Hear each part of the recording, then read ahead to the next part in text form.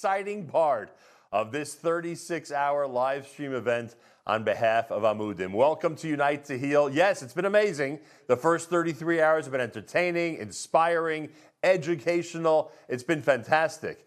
But now we get into the home stretch. We get to the point where we're going to watch you, our incredible viewers and listeners and supporters of Amudim, put us over the top, get us to the campaign goal. Right now, the $5 million goal is at $3.8 million, which means 77% of the goal has been achieved. Pretty remarkable, huh? I would say so. Pretty incredible. And over the next 3 hours, as we continue through the home stretch, we're going to get, please God, to the $5 million goal. Over 3,000 people, 3,000 individuals from around the world have contributed to this campaign so far because everybody watching knows the importance of Amudim, knows about the incredible work that the staff and all the wonderful people who are affiliated with the organization are doing on a daily basis. Can we say we are saving lives? Yes, I think it's one of the reasons why we have a lofty goal and we're almost at that incredible goal, because everybody out there understands and realizes that Amudim is saving lives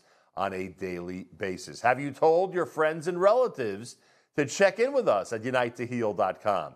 Tell them we have an amazing 3 hours coming up, some great conversations, wonderful videos, some fantastic debuts of songs that are remarkable. So please tell everybody you know to get onto the web at unitetoheal.com and join us immediately. While you're at it, why not suggest to them that they too should be donors? They too should be supporters of this amazing cause at unitetoheal.com. And remember, every time someone donates, that donation is quadrupled.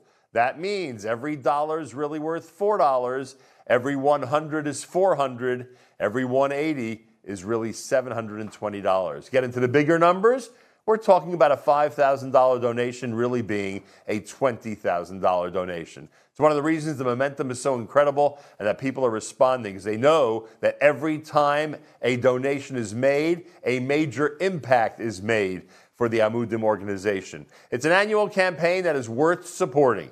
You've been seeing for the last 33 hours some of the incredible work and some of the wonderful features that Amudim is responsible for. In terms of this year's live stream, the programming's been incredible. We'll have a chance to talk more about that throughout these 3 hours. But right now, after you've enjoyed all the great presentations, all the wonderful entertainment, all the great education, all the fantastic panel discussions, the comedy, the education, the discussions about therapy, the discussions about mental health, and so many other important topics, please, at this point, make sure that we can count on your contribution to Amudim.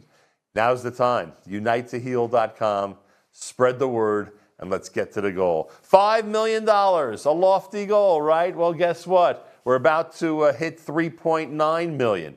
We're over 77% of the goal so far. And every time you give a donation, it is quadrupled by the generous matchers at Amudim. So please, give and give as generously as possible. Again, UniteToHeal.com. Spread the word. As this night continues, we know the audience is going to grow. It's going to get bigger and bigger, and it's going to have a ripple effect throughout the international Jewish world. More and more people are going to be logging on. More and more people are going to be curious if we get to that goal at the end. So please help us spread the word and make sure this audience continues to grow. Simple as that. 4 times, quadruple. Every time you give, you're really giving 4 times that amount. Please.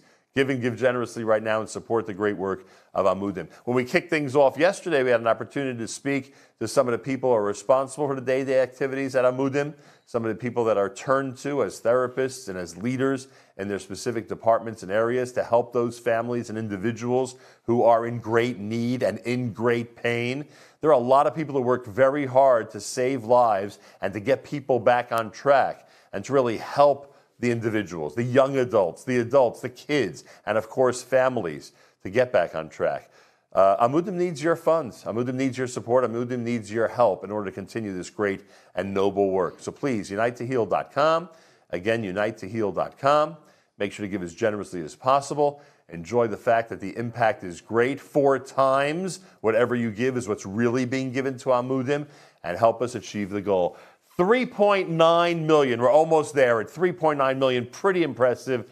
77% of the goal so far. So please give and give generously. Yummy Schachter, you've heard his name before in Holy Yid Squares, and of course referencing some of the people behind the scenes who are responsible for the great programming. He is the producer of this great event, the leader of charity bids. Yummy Schachter, a pleasure to welcome you to Unite to Heal. Great to be here. Thank you very much. First time in 3 years. It's pretty amazing to have you here live and in person. We appreciate it. You have been coordinating everything behind the scenes each and every year until now. Now it's the third year, and you know what that means. It means in Jewish tradition that we are set to do this, please God, as often as is needed so that Amudim can keep on going. Absolutely. The last 33 hours, some of the best and most incredible programming, original ideas, great panel discussions, wonderful celebrities and well-known people who people like to see and hear. What's it like as you go through these months and wonder what's going to be the final product for these 33 hours or 36 hours total of the live stream? It's always very exciting, very invigorating, and it really, we have over 100 personalities that are part of this program, and each one of these people have very busy schedules, even more busy now that COVID's over. Maybe when we started, it was easier to get it done because a lot of people were at home and not traveling as much. It was easier, but now people are back to their daily lives, and to see that over 100 personalities who are very busy and have plenty of things to do aside for this will donate their time and give of their time to participate in this program because of how important it is to them. So it gives us the drive and the strength to keep going, because when you get that sort of support and that sort of feedback, it makes you want to do what we do. Can I assume you're much more familiar with Amudim's work now than when you first had your initial meeting years ago with Spiegelach? Absolutely. I mean, the stories we've heard, the feedback we've gotten both from events and from specific segments of the events. I would say the biggest impact, as we all know, was probably the Eli Schwebel song from last year, which I think we'll talk about more later on. But literally, this started as, let's see what we could do for an organization that needs the funds badly and had to cancel their in-person event, and we got 6 weeks to come up with something, which this is what we came up with year one. Went from that to really becoming a passion project. And the more stories you hear and the more feedback you get, the more you realize that this is very real. I think for too long, too many of our communities were brushing these issues under the rug and making pretend they don't exist. But we made it our mission to talk about these things and to make people feel uncomfortable, because that's our job. If people are comfortable, we're not doing our job. We want people to think. We want people to react. We want people to understand what's happening under their noses and to support those who are most vulnerable in our community. And I think we've effectively done that through this campaign. 5 million is a big number, but for the reasons you just mentioned, I think there's a reason why we're approaching that goal, because people out there understand just how important the work of the organization is. And we've both been involved in a lot of fundraising efforts over the years. This is pretty significant that we're at 77%, and we're just really starting the home stretch of this campaign. Yeah, over 3,000 donations, and as of this morning, over what I heard this morning was 600,000 unique IP addresses. Wow. That's a very, very big statement. That's the community saying, whether you hear us or not, whether you see us or not, we stand with Amudim, we support Amudim, we stand with the victims, we stand next to shoulder to shoulder with the people who need the help. And that's what this is all about. And I think you can't get a statement louder than this, right? This plus, 5 million... We're going to hit 5 million. Hopefully we get over that. Looks that way. And those are big numbers for a campaign, especially when COVID's over. And this is one of the few remaining virtual events that is still going. And like you said, it's now a chazaka. I think something like this will continue to go because of the content and how important it is and how much people are thirsty for it. There's other impressive data. People are staying on this site for quite a while. It's obvious that they're gripped by the type of programming you've arranged. Panel discussions and all the different entertainers, etc. And in addition to that, the average donation is pretty significant. We don't have to say exactly what it is, but it's pretty impressive when you see, the average number of dollars or whatever currency people are using that they're contributing to the campaign. Yeah. We've at Charity Bids, we've produced over 200 events, fundraising events in the past 2.5 years. This is by far head and shoulders in terms of traffic, in terms of response, in terms of donation size, in every single metric. This event just every year has far surpassed every other. Great to speak to you like this. Much better than Zoom. And thank you so much for all your hard work behind the scenes and in front of the scenes. Thank you. I just want to thank, we have an unbelievable team behind us. Obviously, Gabi Scholl, who did this together with me, and Dov Friedman. This is the third year that we're both doing it together. We obviously have the people who run all the Zoom sessions and record them, Vadim and Shlomo Weprin, who works tirelessly to edit them all. Obviously, all the videographers and editors and everybody, and a special shout out to Tzipi from Amudim, as well as the entire team from Amudim, but especially Tzipi, who ran the website and all the marketing. She's been working 24/7, well, hopefully not 24/7. Round the clock. Yeah, round the clock for the past few months to make sure that this is a success it is. So thank you, everyone. A pleasure, Yami Schachter, everybody out there. It's 78% of the goal now. 78% at $3.9 million, on the way to a $5 million goal by the end of this live stream. Please give, and give generously. Every single time you give $1 to Amudim, it is quadrupled, which means if you're giving $1,000, you're really giving $4,000. And that's how we like to describe the impact that your donation has. They have a big budget. Maybe that's something we'll discuss later on with Rabbi Tzvi Gluck. It's a big budget. Millions of dollars is a lot of money that's required to keep this operation going and to help people internationally, and especially with the bulk of it being here in the New York area and in the United States. So please, if you're watching in the U.S. or anywhere around the world, give and give generously. Right now, unitetoheal.com, unitetoheal.com. We've got a video coming up. Yes, this is all about Achdus. This is all about unity. It's all about togetherness, right? Maishi Tischler's got a brand new video. It's produced by Aryeh Kunstler, and it is called Achdus, Unity. Let's present this brand new video in honor of Amudim. Here's Maishi Tischler at unitetoheal.com.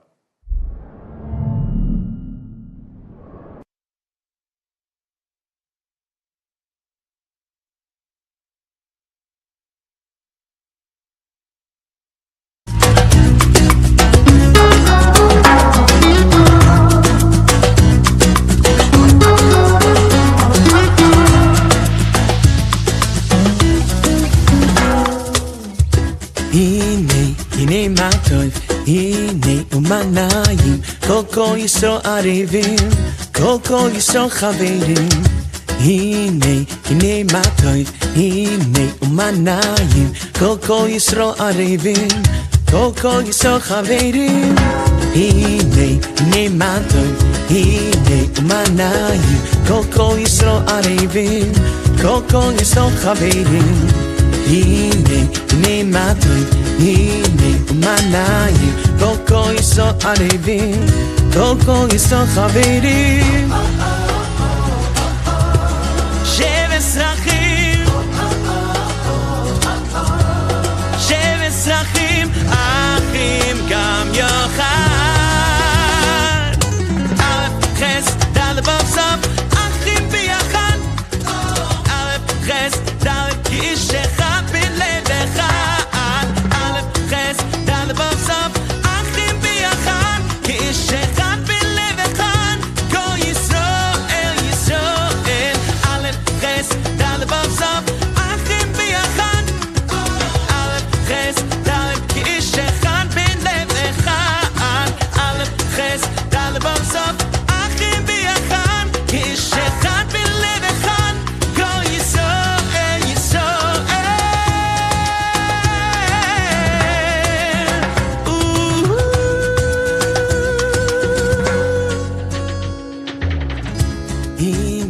הנה מה טוב, הנה ומנעים, כל ישו ערבים, כל ישו חברים.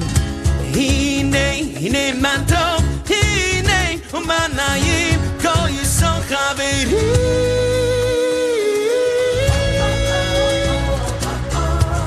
שבס אחים,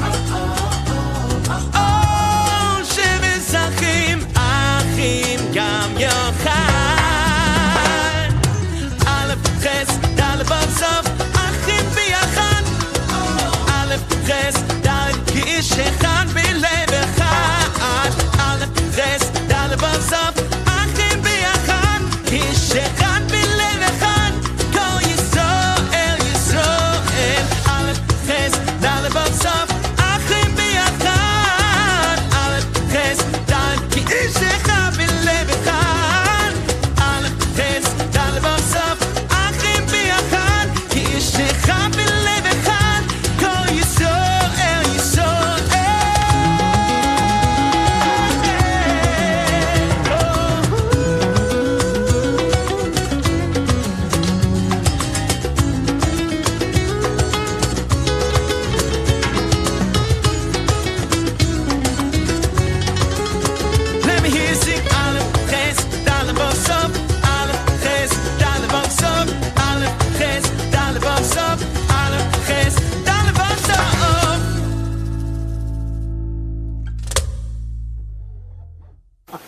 what we do for you, Amudim. This is why I brought the sun. Amudim, yeah. Seriously. Can't feel my fingers. Amudim warms you.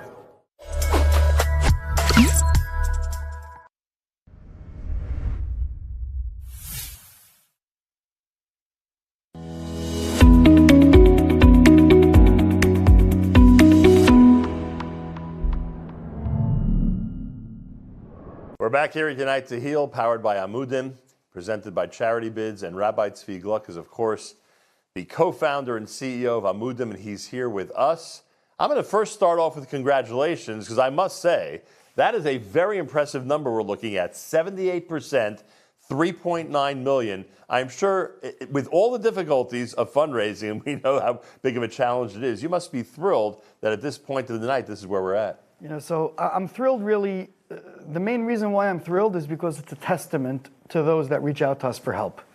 You know, all too often in our community, people are always saying the community doesn't care, people aren't interested. And, you know, while we still have a long way to go, it's definitely a very powerful testament. Each person that makes a donation is sending a very clear message to those that are in pain, those that are suffering, and those that are struggling. And that is really why we're here. You know, I mean, people ask me, you know, you go crazy for 2 weeks out of the year, and, you know, we don't have a fundraiser at Amudim. I do the fundraising, and I'm the CEO. So it's almost like, well, what's better? Should I be going parlor meetings every month, or do I just, you know, kill myself for a couple of weeks, and not literally, of course, and just do what we can? But really, this is, you know, and it's a tough year this year. I have to say, there's a, you know, between the economy and interest rates, and it's really a tough year, which is even so much more so that people are giving and giving generously. And we just have to say, please keep on giving, you know, and I'm not going to be happy with 5 million. I want to show people that we care, and let's raise more. Yeah, but no, this is definitely a good start. But still, it's a big goal, 5 million. And you talk about the testament that the community has shown to the work that Amudim is doing. I think just the fact that there's a $5 million budget, and I know the budget's larger, but just that for this purpose, it's a $5 million goal, tells us just how much work that is being done, just how important the work is that's being done. Right, so, you know, we have this question a lot, and, you know, I was talking to Revelia Brudny about this because, you know, I like to kvetch, as every director of any Jewish nonprofit, or any nonprofit for that matter, will do. And I was like, oh, the numbers and the amount of people that are calling. And he put me back in my place, and he goes, it doesn't mean more people are having problems. It means they're finally comfortable to reach out for help. So we try to just keep that in mind, and we try to just look at the fact that we're able to have the staff size that we do, and we're able to provide the therapy subsidies and the case management and getting people the proper care.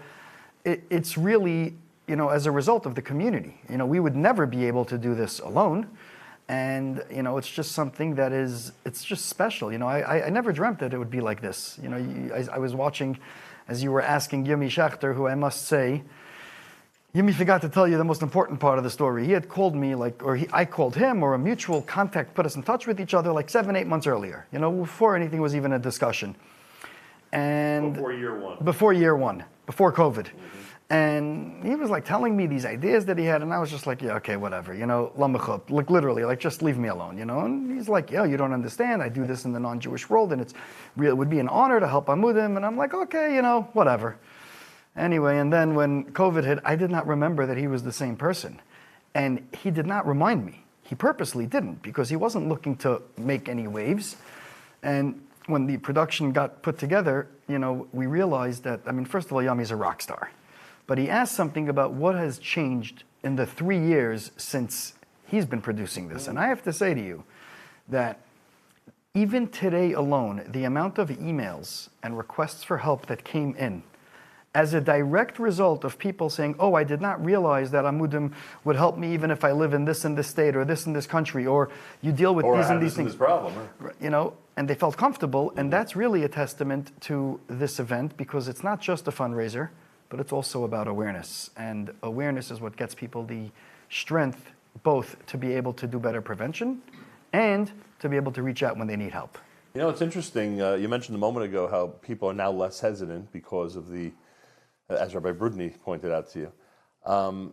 It makes one think that every time the Amudim phone rings or an email is received asking for help, the number of days or weeks or months that that person, young or old, has struggled with whether they should pick up that phone, and when they should contact your organization.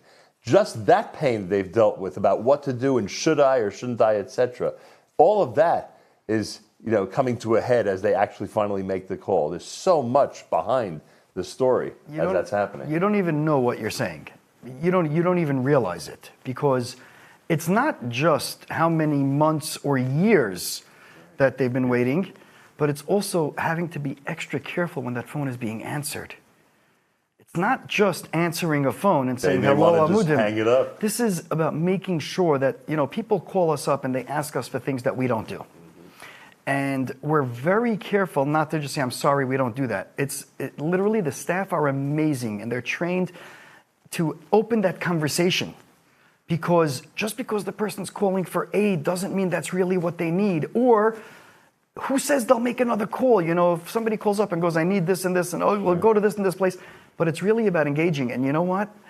So many people have said to us, and we get so many messages afterwards of, I called Amudim because of this, but in reality I had so many other issues and the staff really figured it out. So it's not just about that it took them so long to make that call, but it's to do whatever we can to make sure that they'll continue to get whatever help they need and not just give up because they made that call and they didn't get the response that they wanted, even if it's not the response that they thought they would need. So, and the truth is that, and this may sound a bit complicated, but sometimes until they meet your therapists and until they're officially getting help, they themselves may not be 100% sure what the exact problem is until it's identified. So that is very, very true. And, that's why people, we're a little bit of a statistical junkies, and we keep track of the over 14,000 individuals we've helped, and we keep track of what they initially called us for and then what the issues actually were, and age and gender and marital status and, where they live. And there's a lot of data that we pull. And it's almost without fail that the initial statement made, what we call the reason for opening the case, versus the reality of what's needed, are not the same. And that's okay. And that's why we hired therapists to be the case managers for that exact reason. Because, our staff, it's not just about saying, here, this is the right therapist. It's about managing the care from A to Z. And that means from when the person first calls, to dealing with their family, to dealing with the programs, insurance, etc.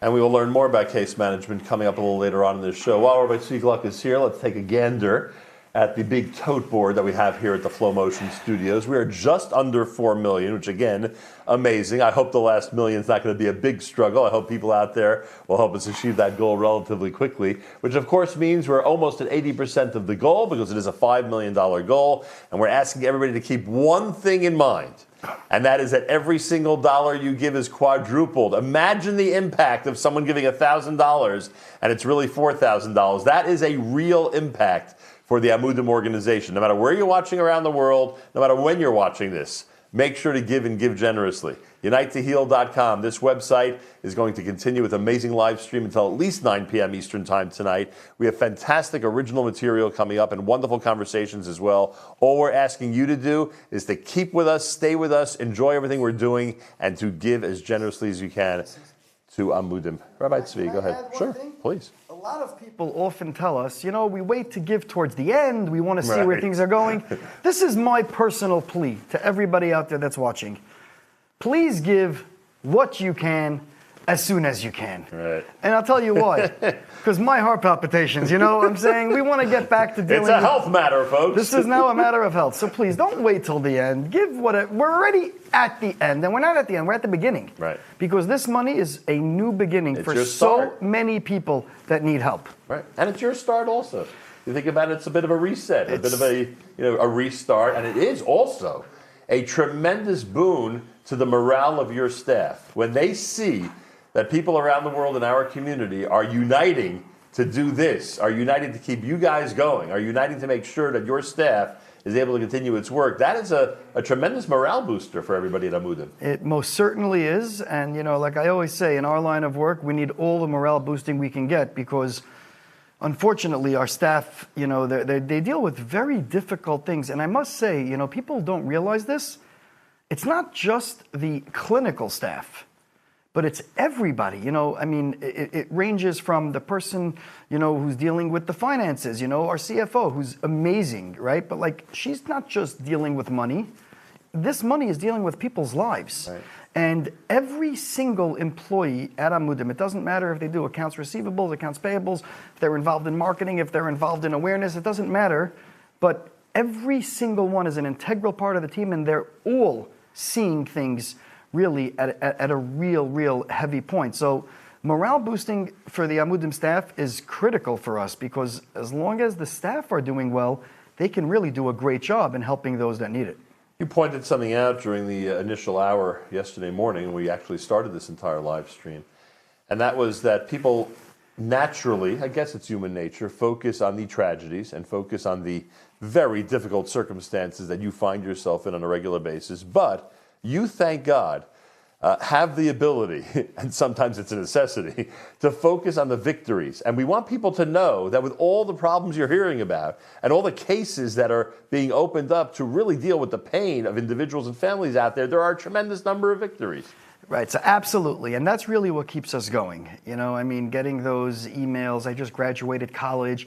I mean, I can't tell you how many of our clients have graduated social work school and they're coming back to us. Can we help them with a job, either by us or someplace else? They want to give back, you know, getting married, having children, enjoying being away. Just so many beautiful things that we get to really see, that it's really amazing. But I do have to add one more point to what you said.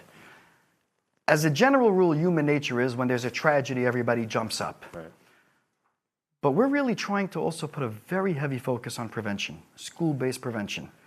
Because why do we need to wait for the tragedy? And I'm going to tell something now. It's a little bit, you know, scary, but it's human nature. It's a lot easier to raise money for an emergency than for having something that can be evidence-based, clinically proven to work on a prevention module. So it's really something that, you know, we just want to wake people up to it, is that, you know, it's a lot cheaper to invest early on than to wait for there to be a problem. Has this begun in schools already? Oh, we have over 60 schools this year that are utilizing the program that was developed. That we actually funded the development of the program. We're not educators, so I'm not going to make believe, but we, you know, and we partnered with a lot of amazing talent, people that are in the education field, also mental health professionals, meaning people that have both. They wear both hats. Is this high school? Is there even a role in K through 8 for this? This is 5th through 12th grade. It's a wow. very, it's amazing. It's really, I love it. It's a social emotional curriculum developed for the Orthodox Jewish community, completely culturally sensitive. That is literally a full curriculum, 5th grade through 12th grade, 30 weeks a year, one class a week. You know, you can't, if I taught you math today, right, and said, hey, you'll come back next year, we'll continue it. Right. But this is really, it's life, and it's real life skills, healthy relationships, healthy decision making, you know, just so many things that are just important for, just to make people a mensch. So, you know, it's really something that we just want to remind people that prevention really needs to be a main focus as well. Unbelievable. It sounds to me like Amudim just keeps expanding, expanding in the areas that they become experts at already, and expanding into areas that they feel like the prevention area are going to be key for the future of our community. Rabbi Tzvi Gluck and I, and everybody at Amudim, are asking everybody to give and give now. Remember, we're at almost 80% of the goal, just under 4 million. Please give and give generously. Everything you give is quadrupled. Let's make it a very, very successful campaign. Ari Cubed is the name of our next video feature. It's Ari Boyanju, Aryeh Kunstler, and Ari Ettinger in a wonderful song. Kamo Yosef is the name of it, and it's done by Hanan Ben Ari. And here is that song, a world debut, I believe, here at UniteToHeal.com.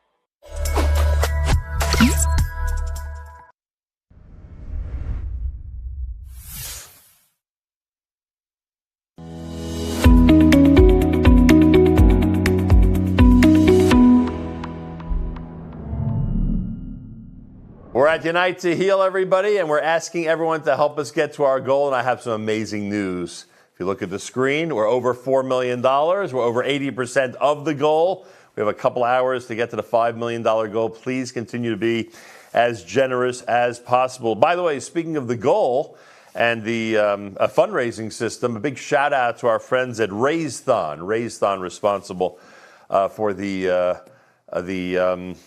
website, etc., that's keeping track of the totals tonight. So a big thank you to them. We have two special guests here in our studio. Miriam Lankry is the clinical director of Amudim. Welcome to the show. And Devorah Pellman is CFO of Amudim. You must be thrilled when you see the $4 million figure up there on the screen. I am thrilled, and I'm going to be even more thrilled when we hit our $5 million goal. Amen to that. Miriam, we'll start with you. Clinical director of Amudim means that you are overseeing, I would guess, thousands of cases that are coming across your desk, that you are then directing to the right place. What is that experience like when a new case arrives at Amudim? That's a great question, Achim. First of all, I want to thank you for being here. Thank you. Your voice, your name, your brand is synonymous with great Jewish causes. Appreciate that. So I really just want to thank you, and it means a lot for Amudim to be part of that group. So when a case comes into Amudim, it's where each case manager receives this new case, and they deal with it. It's a whole new world. They have to get to know the person who's calling, whether it's the identified client or somebody who's calling on their behalf, and get to know their whole system. How do they live? What's their reality like? What are the things that they're struggling with? I mean, everybody for the past almost 36 hours has been hearing about addiction and abuse and mental health issues. There's so much more. There's poverty. There's kids who are struggling in school. So many other things that factor in to the whole system that the case manager may have to deal with. So the case manager approaches this new case, this new client, this new family system with a big heart, a lot of curiosity and authenticity and big, deep desire to help, and starts to ask all the right questions and figure out, how do we tackle this new case? A case manager has to immerse themselves in the case. Very much and so. Sometimes it's hard to do that, right? I mean, it can be overwhelming. It is sometimes very overwhelming. I'm fortunate now to work with 2 case manager supervisors who will help give each case manager, we have at least 20 case managers at this point, supervision directly on the case. I will sometimes supervise the case manager supervisors or the case managers themselves, because in supervision there's 2 different aspects, right? There's supervising the case, which clinic to go to, which therapist to see, which rehab, what protocol, what modality of treatment. And then there's also supervising the actual case manager, the case manager supervisor. What are they going through in this process? How hard is it for them to absorb all of the things and then go home and be, a good sibling, spouse. A good regular person. A good regular person. Who's not dealing with these crises. Exactly.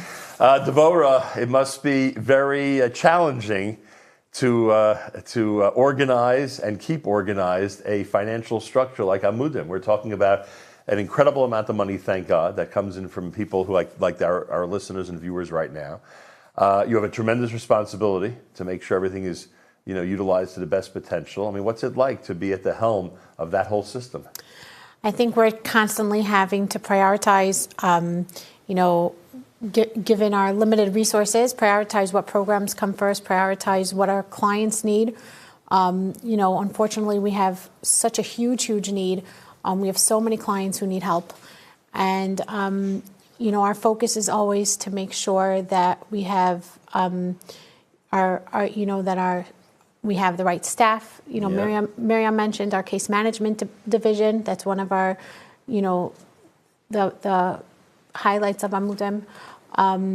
We're working on so many other programs. I know Tzvi spoke about our school-based programs, which, is really the key to our prevention that we're working on. But every time something like this is introduced, you have to weigh in whether this is something practical for the organization. Right.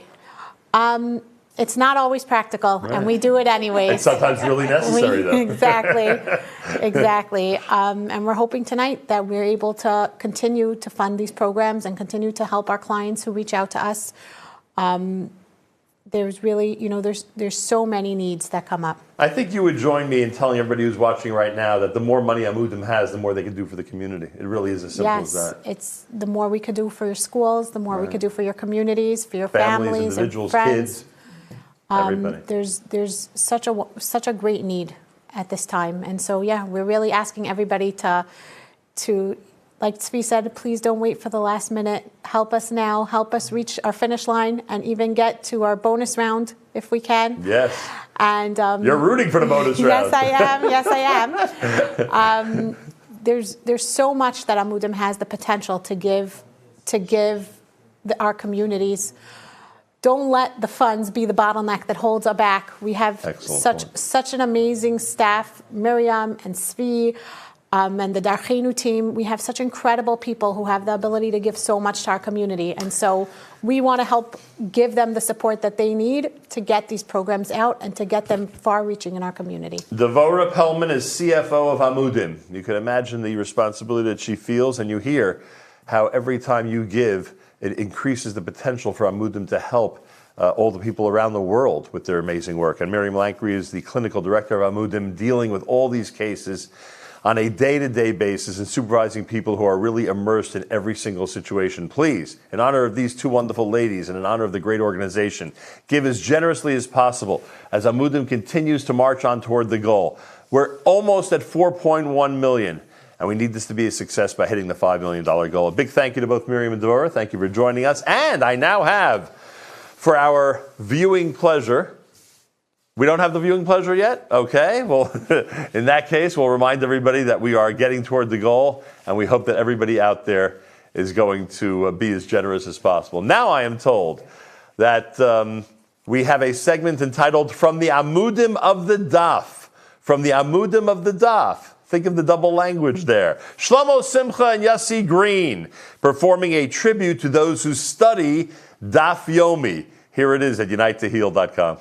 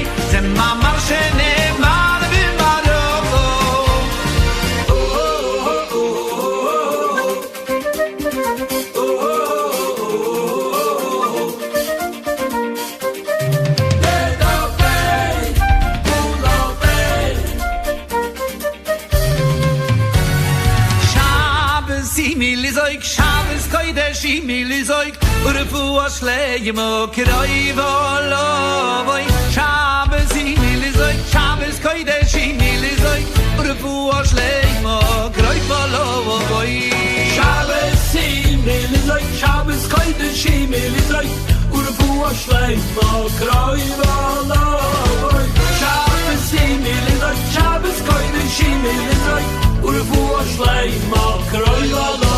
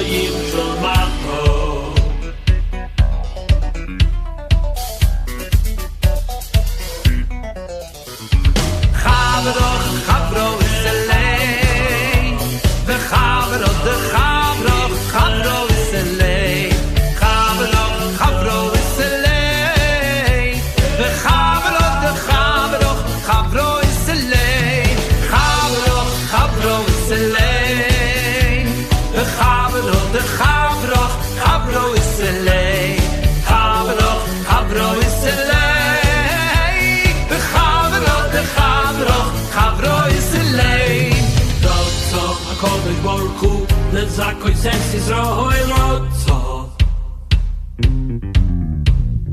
Roco, kodesh bolchu Zakoj sensi zrohoj roco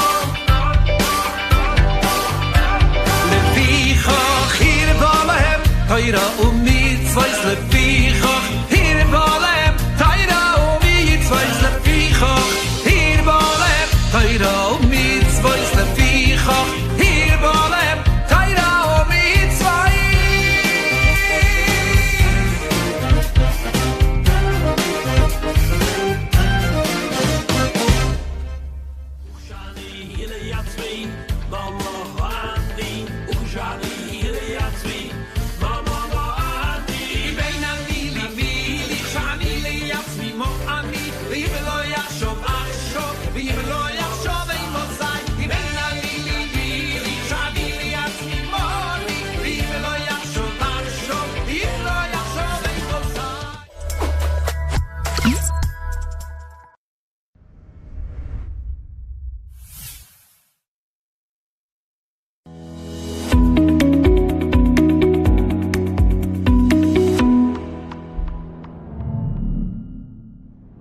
Just another amazing video, just another great presentation. Thank you so much to everybody responsible for that one. I want to tell you something. The entertainment, the inspiration, the education that we've been getting over the last 36-hour live stream has been unbelievable. Everybody out there, if you have not yet donated, now is the time. We're encouraging everybody not to wait any longer. Donate now and make an impact. Every time you give $1, it's quadrupled. Every dollar is really worth $4. Right now at unitetoheal.com, and tell your friends and relatives around the world to do the same. Esther Goldstein is with us. Welcome, Esther. She's founder of Integrative Psychotherapy. She is a trauma therapist and educator. A pleasure to welcome you to the live stream. Yeah, I'm really excited to be here. Thank you very much. Yeah. Do people recover from trauma? Do they recover? Okay, well then we have to define what recovery means. Okay, please So do. I think that when we talk about trauma, well, first I want to just say something because I keep hearing about like, send the money in, send the money in. I can't walk around saying, guys, send money in, but for Amudim, like, please do. Okay. One of the things that happens, what we'll talk about recovery, is that when you have the right kind of supports and there's conversations, that are happening in the community, then people heal and recover a whole lot more and a whole lot quicker.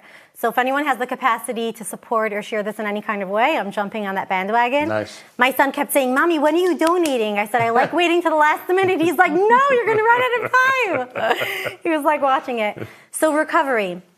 What I would define as recovery is that the person has the capacity to function and to enjoy their day-to-day life in a way that they're meant to.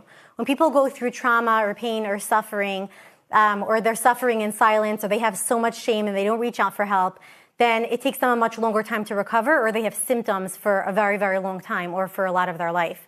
So people say, oh, can you get rid of a memory? I actually was in a training today, and they talk about, like, can you get rid of trauma? So it's not a matter of wiping out your memory, but it is a matter of reducing people's symptoms so they can actually have the energy and capacity to do the things that we're meant to do in this thing called life. Life is meant to be beautiful. Right. Someone walks into your practice. Yeah. And they introduce the situation to you that they're in.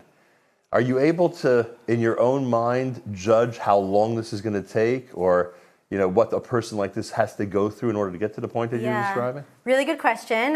We have our practice manager, and people say, could I heal this in 3 sessions? Or am I paying your mortgage? And she's like, first of all, you're not paying any of our mortgages. Our goal is to get you out of therapy and into life, right? We want to help you build wings and fly. Usually between the first 1 to 3 sessions, a skilled therapist is going to know, okay, this could take a few months, or this might be a little bit more complex. So yes, but any good therapist says, I can't promise you how long this is going to take. Right. Not because a good therapist with good professional integrity doesn't want you on their couch forever. If there's complexity there, and I want to talk about Amudim and the way that community supports can help heal, then there's ways to reduce that and to help people have really good treatment so they could actually engage in the treatment and then actually drop down and then live their lives. The thing about Amudim is this. Actually, Amudim has been a community resource for so many of our clients. We have right now 7, 8 staff. We're actually all going out tonight for dinner because I think that a sense of community is so important for clients, but also for therapists. And when I think more global, and that's why we have our time where we support each other. And I think when it comes to Amudim, one of the important things is I think about their global impact of somebody is alone at night or feeling overwhelmed or is doing a Google search or texting their friend. You want to know, the person needs to know there's a community, there's conversation about these things, these struggles. You're not crazy. Whoever's listening, if you have a struggle or there's someone in your family or you have an issue, you're not crazy, you're not alone. I hope that these conversations can open your mind, and I hope that all of us, even if somebody is not struggling, just reduce the shame and the isolation around mental health struggles, because that's a huge piece. You're asking about recovery. If I see in someone's presentation that they have good family support or a community where they acknowledge mental health struggles, that person's symptoms and their feeling of isolation or shame will reduce immeasurably. And that means they'll show up to certain community events, go to shul, because there's less judgment than shame. Mm-hmm. And with shame, just to talk about shame, what happens when people feel ashamed is either 3 things. They either move towards people, they move against people, I don't want to be with you, or they move away from people. And what we want to do is help people move towards people, because when we have other people, we're not pushing away against you, we're not pulling away, but we are joining together as a community, then people can actually heal incredibly quicker. Wow. So, yeah. So we don't realize how important we are as a support group, even if we're not related to that person or don't affiliate with them very often. Just being part of the community, we can have a big effect on them. Just being part of the community and being part of these conversations can be a huge piece of people's healing. Yeah. Is it frustrating when you see the progress in the person you're working with and they just don't realize how far they've come over the last few weeks or months? I love that question. I have this trauma therapy training where I'm training trauma therapists, and I put in the first module, outcomes conversations, and basically outcomes conversation is all a matter of therapists and clients starting to more regularly track their progress. What's your therapy goal and what's your progress? Now, the point is not to say, oh, you're moving along quicker. But what happens is that there's something called a negativity bias. And we lean towards what's not working than what is working, right? I still want this, I still want this. And one of the big pieces in good therapy actually is excuse me, ma'am, today we're going to notice how you showed up or how you were more present or how you didn't reach for that bottle of alcohol, we're going to notice that. So part of tracking progress and little shifts is a huge piece. So I think it's only frustrating if the client's also not celebrating because we need them to be energized. Well, the system you just described gives them the chance to celebrate, gives them a chance to understand that their eyes need to be open for the progress that they've made and to look at it and see it. Yeah. Esther Goldstein joins me and everybody here at Amudim asking you to be as generous as possible. Let her and others continue to help people who are in difficult situations. Right now, UniteToHeal.com, the 81% of the goal. The big numbers at 4.06 million. Let's keep it going until we hit 5 million and beyond. Thanks so much for joining us tonight. I remind everybody to keep it coming. Every dollar you give is quadrupled. Every single dollar you give is quadrupled. Please, please, please be as generous as you can. Please, please, please encourage your friends and relatives, everybody, to give right now at UniteToHeal.com. We have a special guest with us live via Zoom. I am told that Chaya Kogan is joining us live via Zoom, a singer and songwriter who has spent months working on an amazing and powerful song. Now, I do remind everybody that we who are familiar with this presentation and the work of Amudim, we know that music has a very important role to inspire people to go and get help. We know this from past experience. Chaya Kogan has written an amazing, powerful song. It's entitled Battle Cry, and she is with us live via Zoom from Israel. A pleasure to welcome you to Unite to Heal. Thanks for joining us. Thank you for having me. Tell us the background of this song, of going ahead and creating something that's important to you, and now, no doubt after it's presented, will be important to a lot of people who are watching. Right. So almost a year ago, I reached out to my followers on Instagram and I told them I was working on some new music. And I asked them if there's any certain topic that they would want me to write about. And the answers really shocked me. 90% of the answers were mental illness. I mean, I know a lot of people struggle with it, but I never ever thought that I'd be asked to write a song about it. But I understood that so many people, have that need. So I did my research and I sat down and I wrote a song called Battle Cry. Now, I don't have the lyrics in front of me, but the title of the song is certainly intriguing. Is this a battle cry? Is this what someone needs to do for themselves or toward others in order to start to get results in this area? So I wanted to create kind of like a fight song, which on the one hand is very realistic and it does talk about the struggle. Not putting fairy dust over everything and saying, yeah, it's all going to be okay. Hashem's with you. I mean, Hashem's with us always, but people struggle with this daily. And it is, an ongoing battle for a lot of people. It's a struggle, and they have to get the therapy they need and the support. And, it's a battle. Chaya, how long did it take to create this song? Was this one of those, one afternoon and it all just came flowing out, or is this a months-long project? Well, in the beginning, it did start flowing out, but then, you always go back and make it better and better. But it did take a full year to, come to what it is today. Wow, a full year. That's pretty remarkable. I mentioned earlier how many of us are familiar with just how powerful music can be. Just how a song can really be life-changing. I mean, do you anticipate that there'll be people listening to this song who literally are going to be able to undertake that battle cry, are going to be able to, get out there and get themselves the help they need?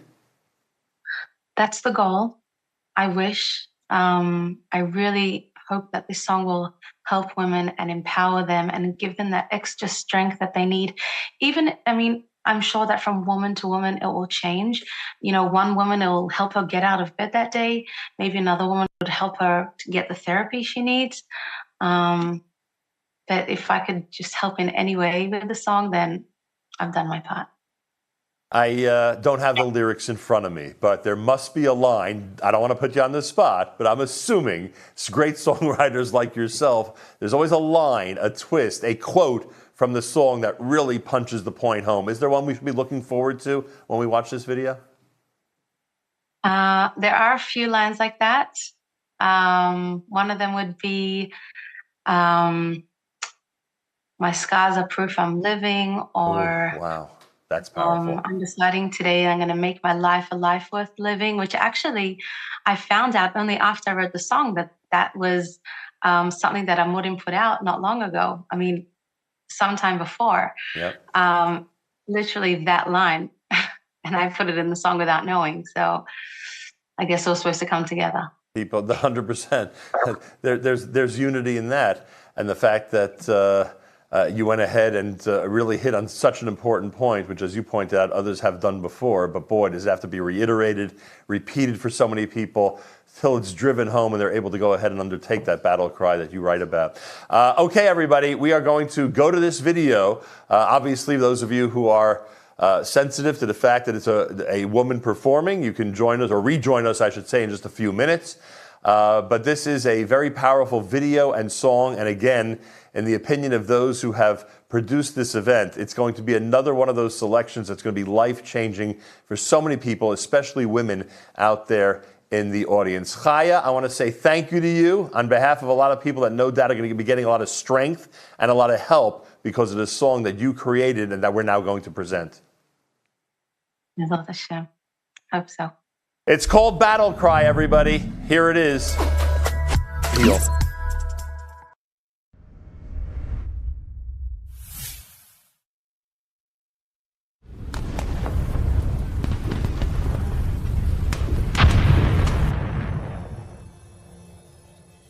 Another day, another long night. So many thoughts, my heart keeps racing. I'm barely getting sleep, and most days I feel like I am losing the control. I barely had it, so too much and so confusing. They say it can get a lot better. It may hurt, but I can make it work. So I'm deciding today I'm gonna make my life a life worth living.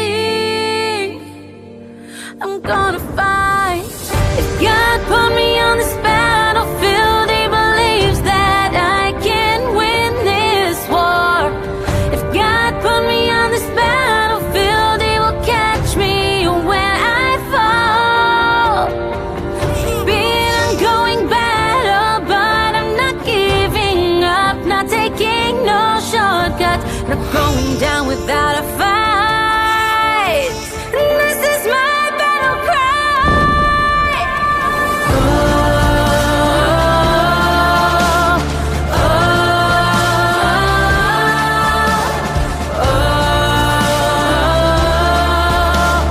This is my battle cry.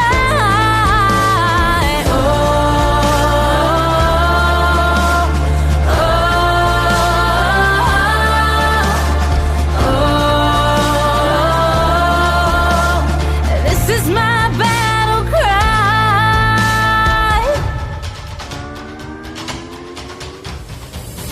When my world came crashing down and was completely shattered, felt like I didn't matter. I tried to hide, not show my real face. It's not pretty to be sad, and they just wouldn't understand it. But now I know a lot better. Not gonna camouflage myself again. With my prayer shield in hand, I'm brave and my scars are proof I'm living. I'm gonna fight. If God put me on this battlefield, He believes that I can win this war. If God put me on this battlefield, He will catch me when I fall. It's been an ongoing battle, but I'm not giving up, not taking no shortcuts, not going down without a fight. And this is my battle. I'm still learning how to live this life. It's not easy, but I won't give up. It's a journey and sometimes might get rough, but I remind myself I've had enough. Living behind the scenes, not fulfilling all my dreams. I'm here and I choose to live. And this is my battle cry.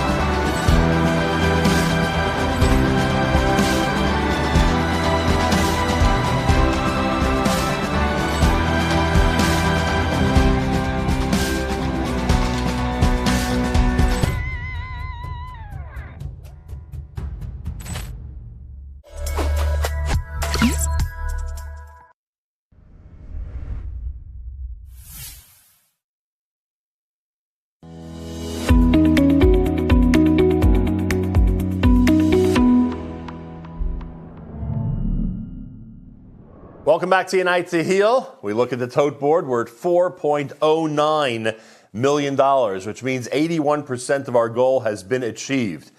We have a little bit of time left till 9 p.m. Eastern time to get to that $5 million goal, and we're asking everybody out there to please help Amudim, help everybody at Amudim continue their amazing work on behalf of families, young adults, children, everybody in our community who benefits from their great work. Please, and every time you give, you have an amazing impact, quadrupling every single dollar that you contribute. So if you're giving $100, it's really a $400 donation. Again, a $100 donation is really a $400 donation. We're trying to get to our goal and get there as soon as possible. Please help out everybody by going to unitetoheal.com. We also are recommending that everybody out there tell your friends and relatives to join us. There are many people that you know who would be very sensitive to the great work of Amudim and would want to support a great cause like this. So please make them aware. Get on your social media, become an influencer yourself, and influence people to give to Amudim, and let us get to the goal as quickly as possible. We are going to go to this short PSA, public service announcement from the Amudim organization, and we'll be back with more at Unite to Heal.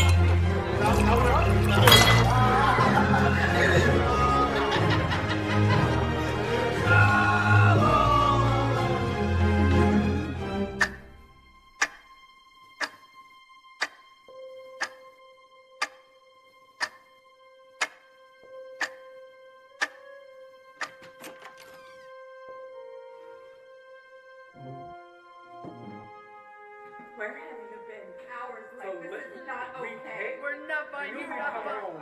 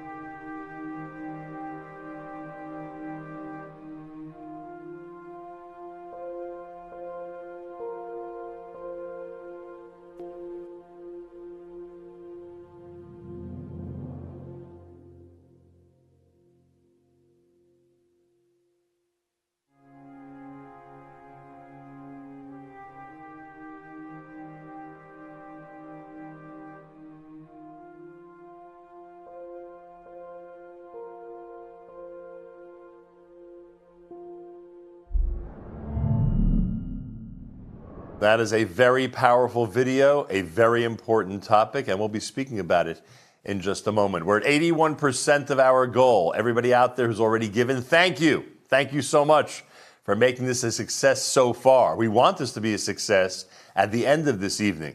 We want to look back and say, wow, what a great success this has been. Please, we need your help. Everybody out there who has not yet given, or if you know people who haven't given, encourage them to give. And you yourself, if you haven't given, please give at unitetoheal.com, unitetoheal.com. In our studio is Lizzie Savetsky, television star, social media influencer, and here tonight to talk about the amazing work of Amudim. A pleasure to welcome you to the show. It's an honor to be here, and it's great to see you again. Appreciate that. We're making a habit of getting together for good causes, thank God. That's great. Yeah, exactly. Everyone thinks that when someone like yourself seems to be enjoying the good life and has this incredible career, and the unbelievable influence you have is just incredible and wonderful, everyone thinks it's all rosy and it's all wonderful. Can you tell our audience that it's not always what it appears to be? I think particularly in this time that we're in, where social media has really taken over so much of our brains and so much of people's lives, what we perceive is not necessarily reality. And this has been my own personal experience. And I'm somebody who has always prided myself on my transparency and my vulnerability and being open with my audience. But there was a part of my life, a big part of my life, that even they didn't know about. And, I think so much of the topics that we're talking about in this 36-hour live stream have such a stigma around them. Abuse, mental health, addiction. For some reason, we feel like they come with a lot of shame. And so, even if I thought I was being open, there was still a part of me that subconsciously wanted to hide these things from the world because I felt like they were bad. And also, if I admitted it to the world, then I would have to admit it to myself. And so part of what I was putting out there to the world was this: I'm okay, I'm good, even though inside I was crumbling. I didn't want the world to know, because I didn't want to know myself just how bad it was. When one is crumbling, what do? How do they uncrumble? How do they make progress in a positive manner? I remember when I decided that I wanted to stop drinking. And I was so embarrassed about the idea of reaching out for help. It's funny. We're not embarrassed to, get tipsy or even more than tipsy and, be a little sloppy here and there, Purim or Shabbat dinner, whatever it is, but we're embarrassed to reach out for help. And so I don't know what that says about our society or our culture. And I think particularly in the Jewish community, we have this image that we want to uphold, that we want to put our best foot forward, that we don't want to show weakness. But when you reach out for help, it's really the opposite of weakness. It's showing strength. And so the first step is to ask for help. And I know with every challenge that I've gone through in my life, and I've been through many, even though, my life may appear very shiny and beautiful to somebody who doesn't know me, I've been through pregnancy loss, I've been through addiction, I've been through my own mental health challenges. And I would not have been able to get through any of those things and to work through them, because it is a constant progress, without help and without support. Because I think our tendency is to just build this bubble of isolation around ourselves when we're going through a hard time, instead of looking outward. What would you say to someone watching right now who's been hesitating to reach out for help? I would say that you are worth it, and your life is worth it. And if you don't take that moment, that fleeting moment of desperation, and turn it into an opportunity to pivot and turn your life around, it could just pass you by. And so if there is something inside of you that is saying, I know that I'm worth it and I want to start fresh, then you have to seize that opportunity and don't wait. You might add, and your family's worth it as well, because it does seem, based on what I've seen in your posts, etc., that you have a very supportive family. Can I assume that they were a very important part of all of this? You know, it's funny. I think that when you're struggling with, for me in particular, when you're struggling with addiction, it almost has to be a solo mission. And I think that your family can be there for you to be a shoulder to lean on, but it has to come from inside you. And I think that, you know, on some level, my family knew that I was struggling for a long time with the disease of addiction. For me, it was alcoholism. But it wasn't until I made that decision that I was really able to make a change. And I remember in the very beginning saying to them, I don't want the pressure coming from you and coming from the outside. And I know that I want to be accountable to myself, but I don't want the pressure of what if I relapse, or what if, you know, this isn't a completely straight path, because it never is. I knew that it had to be my own journey. And yes, my family is definitely a huge part of my motivation to stay healthy and to keep the work up.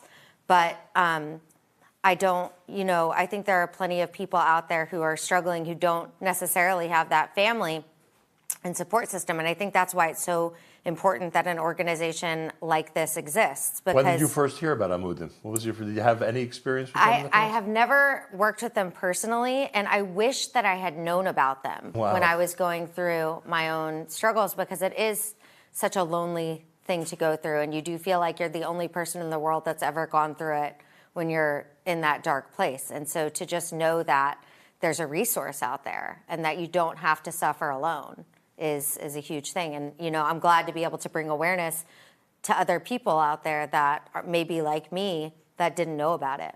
Right. A lot of people, for good reason, look up to you. Many people want to be like you, as the expression goes these days, right? Lord help them. so, and again, they may feel like, you know, you've got it all and you're living the best life possible. I think it's such an important message that you're here tonight saying that don't believe all the perceptions, and certainly don't believe your own perceptions about someone like yourself. Everyone's got their struggles. Everyone's got their thing. Everyone's got their, you know, the stuff they're going through that they would probably, you know, that they would probably not give up if they were offered to switch with somebody else, as the expression always goes. So people need to realize that everyone's got a lot of things going on. And this revelation, and I don't know to what extent this is a revelation, because I don't know if you ever discussed this before with your followers, etc. You alluded to earlier that, you know, it's something you kept as a secret for a long time. But this revelation is really important to people, that they see that, you know, somebody who is as with it as you are can go through a really tough struggle. And I think I really worried about sharing, because in the same way that I just told you about how this is a solo mission in a sense, the pressure of feeling like I don't want to let anyone around me down was part of what drove me to drink. And so to then compound that with the pressure of now, I'm like, I didn't want to be like the poster child for a sober woman, because, you know, I'm just a human being who's fighting a daily battle. And, you know, I wake up every day and I thank God for, you know, keeping me sober and for the opportunity to share with other people that are going through similar things and to have the support system. But it's not a guarantee and it's not a given. And the only reason that I have decided to talk about it and to open up about it is because if I had known that there was somebody out there like me, it would have maybe made my decision to get help a little bit easier. A lot of people don't conjecture that this is a problem that's common with young women, frankly. Yeah. You think of alcoholism, you think about men, and, you know, people. It's an old white man's disease. Exactly. Yeah. And just the fact that right now there are probably some young ladies who are struggling with this, or might be on the verge of struggling with this, and hearing you give this type of encouragement to fight this daily battle is amazing. And the fact that you call it a daily battle, you wake up each morning, I'm not worried about tomorrow. I'm not worried about next week. I'm not worried about whether I'll be sober a year from now. I want to make sure to make it through the day in the best way possible. And I remember when I was first starting to get sober, and I was all I could think about was the Jewish holidays. So much of our religion revolves around drinking, and if you're triggered by the Passover Seder or whatever it is, it can be a really hard thing as an Orthodox Jew to take this on. But what I realized was that I can't think that far ahead, because the things that I think are going to be hard don't usually turn out to be hard, At the Passover Seder, I'm very happy to have my grape juice. Everyone else is falling asleep at the table. But then there are other moments that sneak up on me. And so that's why it's so important to just take it one day at a time, one little 24-hour chapter at a time. And sometimes, frankly, 1 hour at a time. Because, I've just been, to be very open, I've just been through a really challenging chapter in my life. This past month has been one of the hardest that I've gone through. And I remember when I was first not drinking and hearing from other people in recovery that I had talked to about hard things in their life that they had gone through, deaths, divorce, all sorts of things, cancer diagnoses, and that they had stayed sober throughout them. And I just couldn't imagine that. I'm like, how do you get through these things without the escape?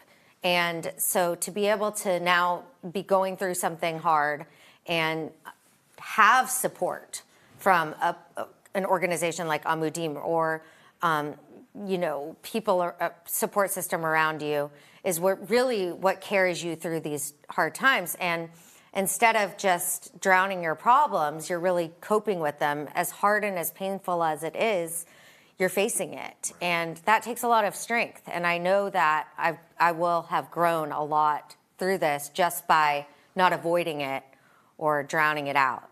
Yeah, taking it head on, or facing it head on, I should say. That's the best way.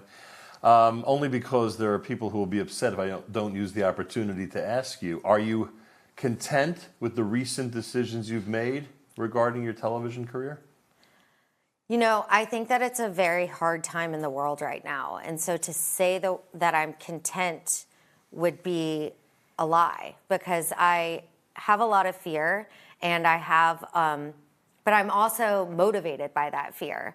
I never knew how dark it could be to be a Jew in America in 2022. And I've been shocked by the amount of hate that's come my way. The type of target you've become. Exactly. I never saw it coming. Maybe I was naive, but I know that I am on a better path for me now. I just, I'm grieving what I thought it could be. Well, it's our chance now, during the last minute or so of this conversation, to really encourage people out there to support Amudim. You have been outspoken over the last few minutes how if only you knew about this organization, it would have helped you and other people in this type of situation even more. You've made remarkable progress, thank God.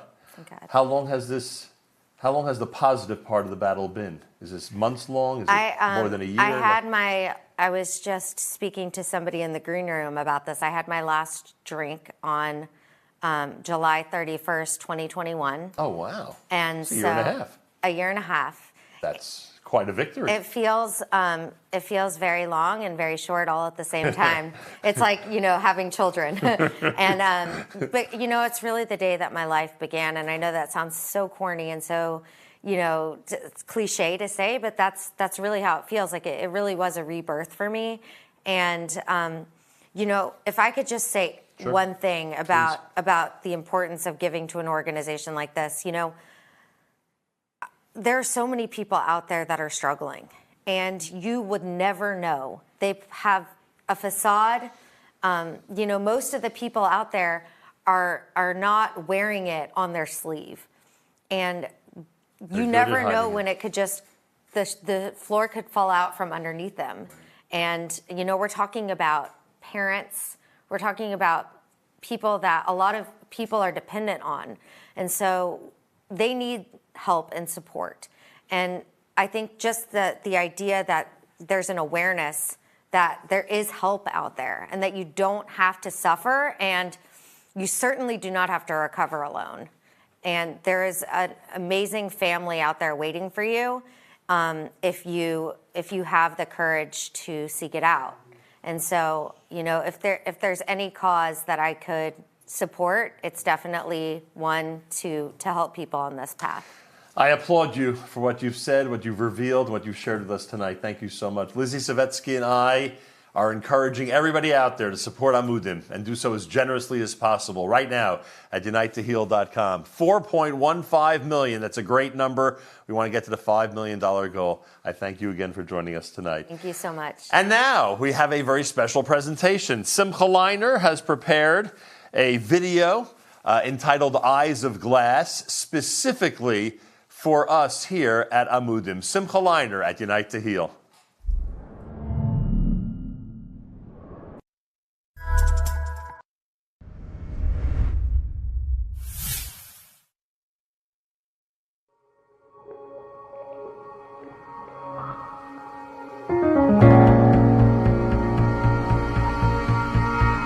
Picture perfect eyes of glass. Don't let anyone see past the veil across my face. I keep it in its place. Set the stage, put on a show. Don't slip up, don't let them know what's inside my mind.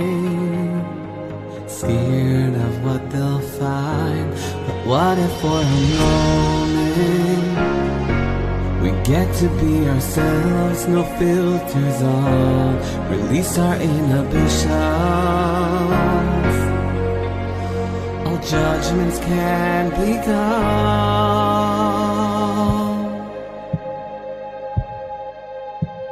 Show me who you are, the you hold inside. We all have battle scars from the things we try to hide. Where we stand, it's all His plan. No need to feel alone. If you face me, I'll face you too. I have stories of my own.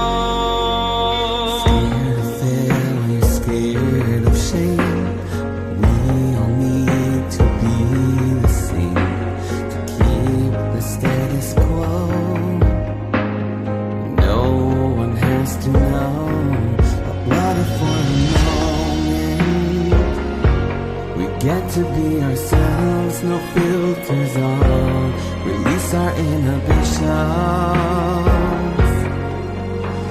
All judgments can be gone.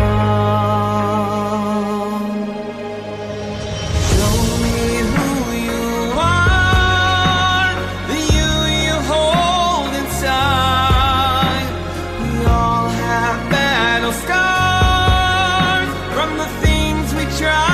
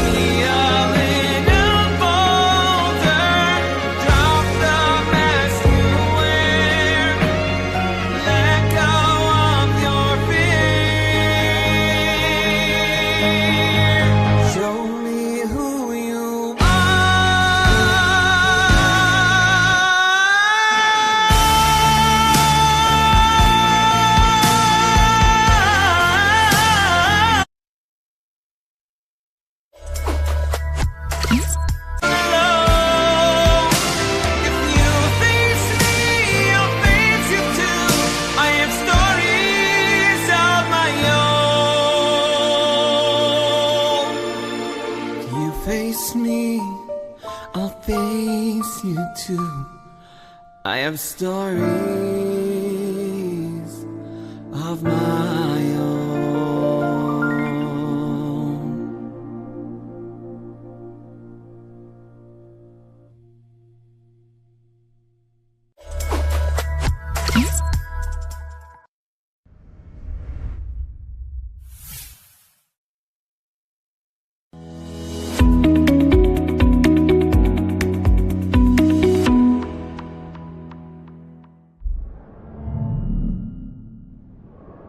What's it like being at 84% of our goal? We can tell you because that's exactly where we're at. 84% of our $5 million original goal for tonight. Please, please help us move forward and keep Amudim rolling with incredible programs, with great assistance for families, young adults, kids, everybody out there who benefits from the great work of Amudim.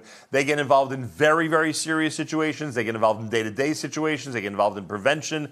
They get involved in everything to make sure that everyone in our community has what they need. And certainly as many people as possible in our community have what they need in order to get through the pain, the trauma, the experiences, all the different things that affect people on a regular basis. $4,223,000. We are quickly approaching $4.5 million. We are getting to our goal of $5 million for the night. Please be as generous as possible. Remember, it's really important to keep this in mind. Every time you give $1 to Amudim, you're really giving $4, which means every $1,000 donation is $4,000. Every $10,000 donation is really $40,000. It's one of the reasons we continue to emphasize that your donation during this campaign is very, very impactful because you make a real impact when you give to this cause, especially now when it's being quadrupled. So please, give what you can, make the impact, keep Amudim going, let them continue their amazing work. Right now, go to unitetoheal.com, unitetoheal.com. Those of you who know people who have not yet contributed, encourage them to do so. If you yourself have been waiting till the last minute, trust me, we're at the last minute already. And if not, it certainly feels that way. So please give and give generously. We're at 84% of our goal. We have had over 3,200 people donate. We're at $4.22 million. And we're on our way to a $5 million goal. Amudim can only continue with people like yourself. Keep in mind, by the way, Amudim, which really started in the New York, New Jersey area, has expanded to the entire United States, has offices in Israel and Europe and other parts of the world, and as needs arise, people are replicating and utilizing Amudim services to make sure they can give to their local community the services that are needed. So please, it's now an international cause and it needs your support. UniteToHeal.com. Be as generous as possible. Aliza Tropper is here. She is a therapist who works with adolescents and adults who are struggling with anxiety, depression, trauma, emotion regulation. And Aliza Tropper, welcome to the show. Hello. Thank you. It's an honor to be here. Appreciate that. A lot of people are dealing with anxiety issues these days, huh? Yeah, the numbers are just insurmountable. You know, they say one in every 4 adults is struggling with an anxiety disorder. Wow, that is a pretty startling statistic, to say the least. Yeah.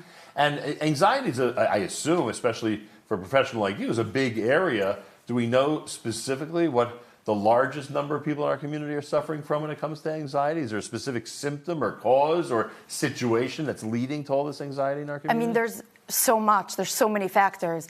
I mean, just even think about it for a minute. You're sitting down to fill out a paper, do some, paperwork, and in 30 seconds your phone dings. The next second an email comes in from your computer, and then the microwave goes off and says your food is ready. I mean, how could we not be overwhelmed in a world where there's so many distractions? It's so hard to be present. So I think today's culture and society is creating this. There's just so much, and on top, you want me to keep going? No, I was just going to say, we don't realize the stress that we're under. Right, exactly. We're going through what you just described. Everybody's going through it. Right now we're going through this. Right. Young and old, trying to juggle all of this. And you didn't even mention financial concerns, what we are worried about regarding our children and their education. Forget about the money for a minute, just their education in general and the programs we'd like them to get into. It piles up into one big mountain. Mm-hmm. It's so much. There's the regular just worries of society, and then on top of that, we live in a culture where there's these unrealistic expectations that are being shown to adolescents, to adults, just around the media, and that creates a lot of anxiety. It's so overwhelming. And that's because people then go ahead and question their own self-worth or their own ability to be like that athlete or actor or actress or celebrity, etc. Right? Mm-hmm. It's a tough thing to put on our kids, frankly. It's a really hard time to be. So how do professionals like you deal with these issues? What can you possibly do or introduce into the lives of average people in our community that helps with all of this? I mean, there's so much. Just helping clients I think at this point, it's a lot about managing anxiety and understanding how our thoughts, feelings, emotions are connected and impact, ourselves. Just understanding our triggers, understanding, self-awareness of how we feel and how we're thinking and what we're doing, and just helping clients see that we live in a world with so much uncertainty, and I think because of that, people are so much trying to get certainty when that doesn't exist. We're obsessed with trying to get certainty. I mean, think about it. The news, right? It's all about predicting the weather and the future, the Super Bowl, all these things. When we're so obsessed with things being certain and things are so uncertain, then of course we're going to be anxious. So I think helping clients and helping you as us, everyone, learning to live with uncertainty. So you're basically telling a lot of young adults and adults, sort of, this is normal. Sort of like, what you're going through is the way things are today. Yeah, and yes, there's definitely, we all struggle with anxiety at certain points, right? It's a feeling if we're going through a stressful event. But on top of that, there's times where anxiety really impacts people in a much greater way, where it really starts to impact their functioning, their sleep, their eating. And that's where, we're looking at people who need maybe extra help. Right. But overall, I think that everyone at some point in their life is probably going to speak to someone. And that's okay. And I think that's what really Amudim is. They're destigmatizing that it's okay to ask for help. And they're normalizing that. And I think that is so important. People know I'm not alone in this. Like right now, you said to me, like, oh, so this is normal. And that's exactly what Amudim, I think, is doing, is showing that it's okay to ask for help. It's okay to struggle. And, but I think because of all these factors, this is why people are struggling. But the point that you just made about how all this can affect someone's physical being. Yeah. That is such a key. I know. It literally can eat away at your life, your physical existence because of everything that's going through. Yeah. Obviously, someone in that situation really needs to reach out to get help. I'm not minimizing those who have not gotten to that stage yet, but what you just described in terms of affecting someone's physical being, they need to know that they have to, whether it's Amudim or someone else who can help them, they've got to reach out and get that help. Mm-hmm. Yeah, we physically feel our emotions in our body, and I think that this is part of what people are struggling with, is that they think that they shouldn't feel uncomfortable. They think that we shouldn't have emotions. And because of that, this leads to a lot of anxiety, but understanding that, of course, we're going to have emotions. Of course, we're going to go through life experiencing all sorts of emotions, and that's okay. And I think that the more we learn to tolerate being uncomfortable, the more we learn to tolerate distress, then that really helps us manage our lives and helps us really manage anxiety. Avoidance of sensations of emotions causes general anxiety disorder. And I think that that's part of the work that we do in therapy. And I think we all need to know is that it's okay to feel sad. It's okay to be upset. And I think that the culture, though, doesn't give that message. The culture gives this message of things need to be perfect. And I think this is what we're getting, one message from our culture, but then that's not how reality works. That's not how human beings work. We need emotions to tell us things. And I think because of that, we're like all over the place. This is what causes emotion dysregulation. Well, I was going to ask Eliza Tropper to help me pitch for Amudim, but frankly, this conversation was one amazing pitch for Amudim. Those of you out there who know that there are people in the community who suffer from this tremendous stress and anxiety and depression to an extent as well, some people in very serious situations, they need to be able to reach out, and Amudim needs to be there for them when they do reach out. So please, join Eliza Tropper and me in supporting Amudim and doing what we can for the organization. Right now, unitetoheal.com. Be as generous as possible. And Eliza, I thank you for joining us tonight. Thank you. More coming up. We have a special message from Amudim. This is the video that describes the qualities of a case manager and what they go through in a positive manner on a daily basis. Here it is at Unite to Heal.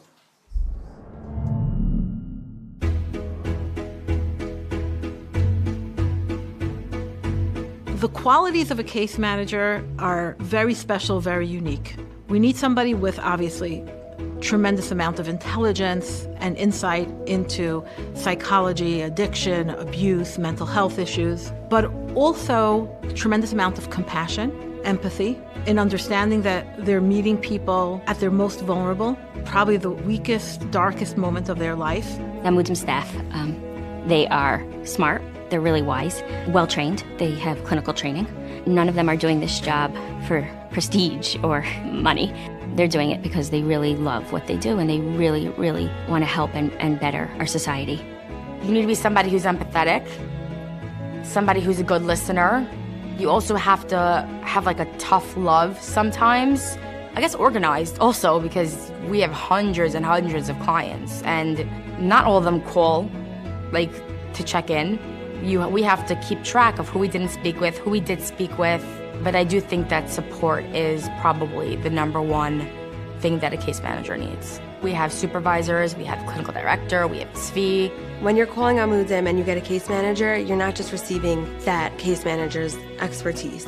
You're receiving a whole team's knowledge, resources, ideas. Everybody kind of works differently, and we all can bounce ideas off of each other, off of our supervisors.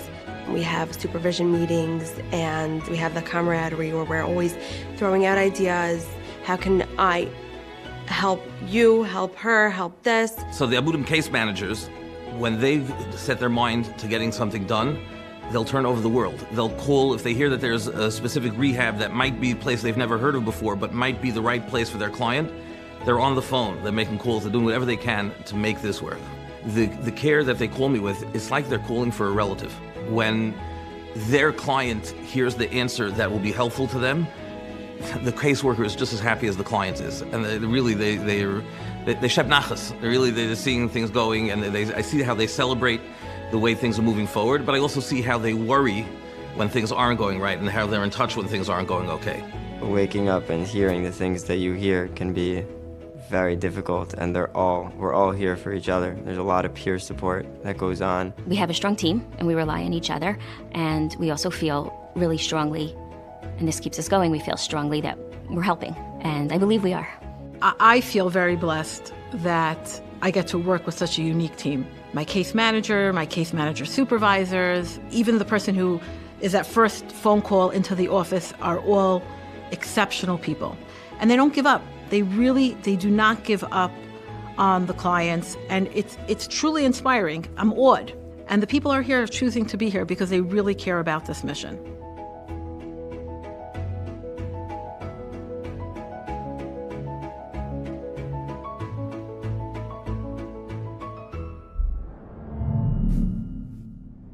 We're at Unite to Heal, and we're at 86% of our goal.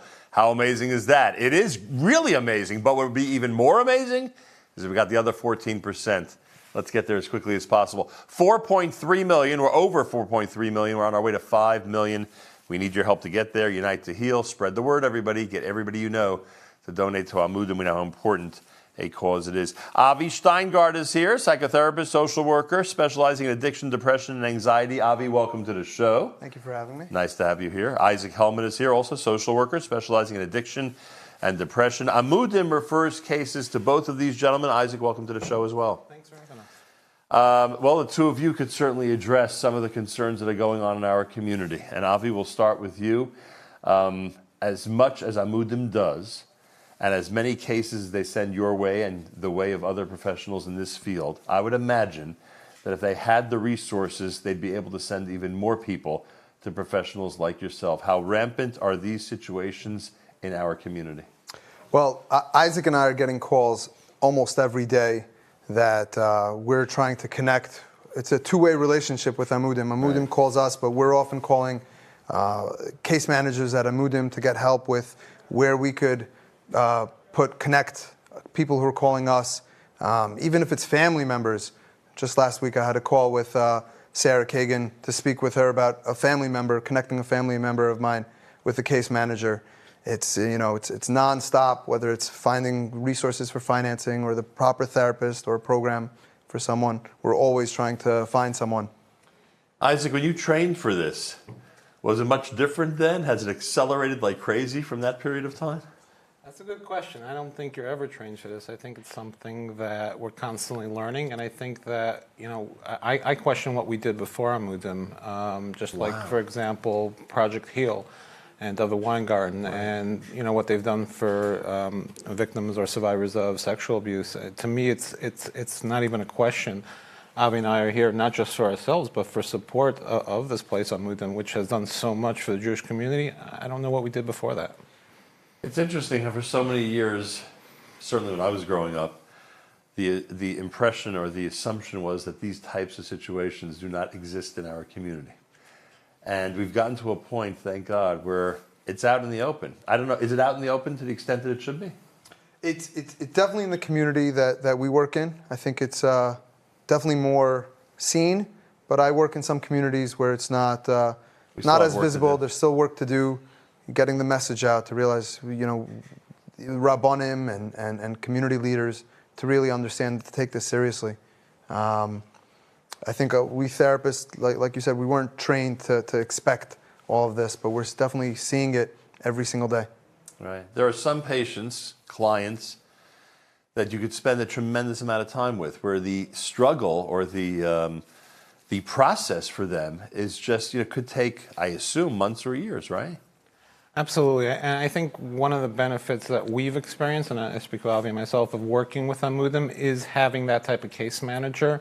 I can tell you that there are clients I've worked with for 3-4 years that I'm still talking to the case manager, whether it be Miriam Lankry, whether it be Susie, Naftali. There are so many really, the case managers are almost that missing piece, because we can only do so much if we meet for an hour a week, we meet twice a week, whatever it might be. But that extra piece of support, and it's not always therapy. Sometimes people just need more. I'm going to ask both of you this question because Tzvi and I, Tzvi Gluck, concentrated on this point both yesterday when we started the live stream and earlier tonight. I don't know how you are able to end your day after having been inundated with all the problems that are going on in our community, because when you see clients, really all of the difficulties in our community are encapsulated in these individuals that you're working with, right? Are there victories? Is there tremendous progress that's made on a regular basis that keeps you going in a positive manner? For sure.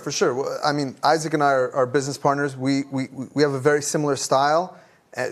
We're very out of the box working with clients. I'll go to clients if they're simchas, like if they're getting married. Oh, that's nice. I work with a client for 3-4 years, right. And we finished. A year later, he'll text me for his address and say, can you come to my wedding? And you see that success, that victory. Isaac, what do you think? I think the victories are there. I think it's, are we willing to see them? And I think, are people willing to invest in them? Because I think at the same time, there are also the stories that are negative, and there are stories where people relapse or people fall back to negative behaviors. But I think that the victories are on a daily basis. And I think for every step that someone's willing to be brave and kind of face those demons and face those traumas, I think that victory is there every day. Anything shock you at this point anymore, or you've seen it all, as the expression goes?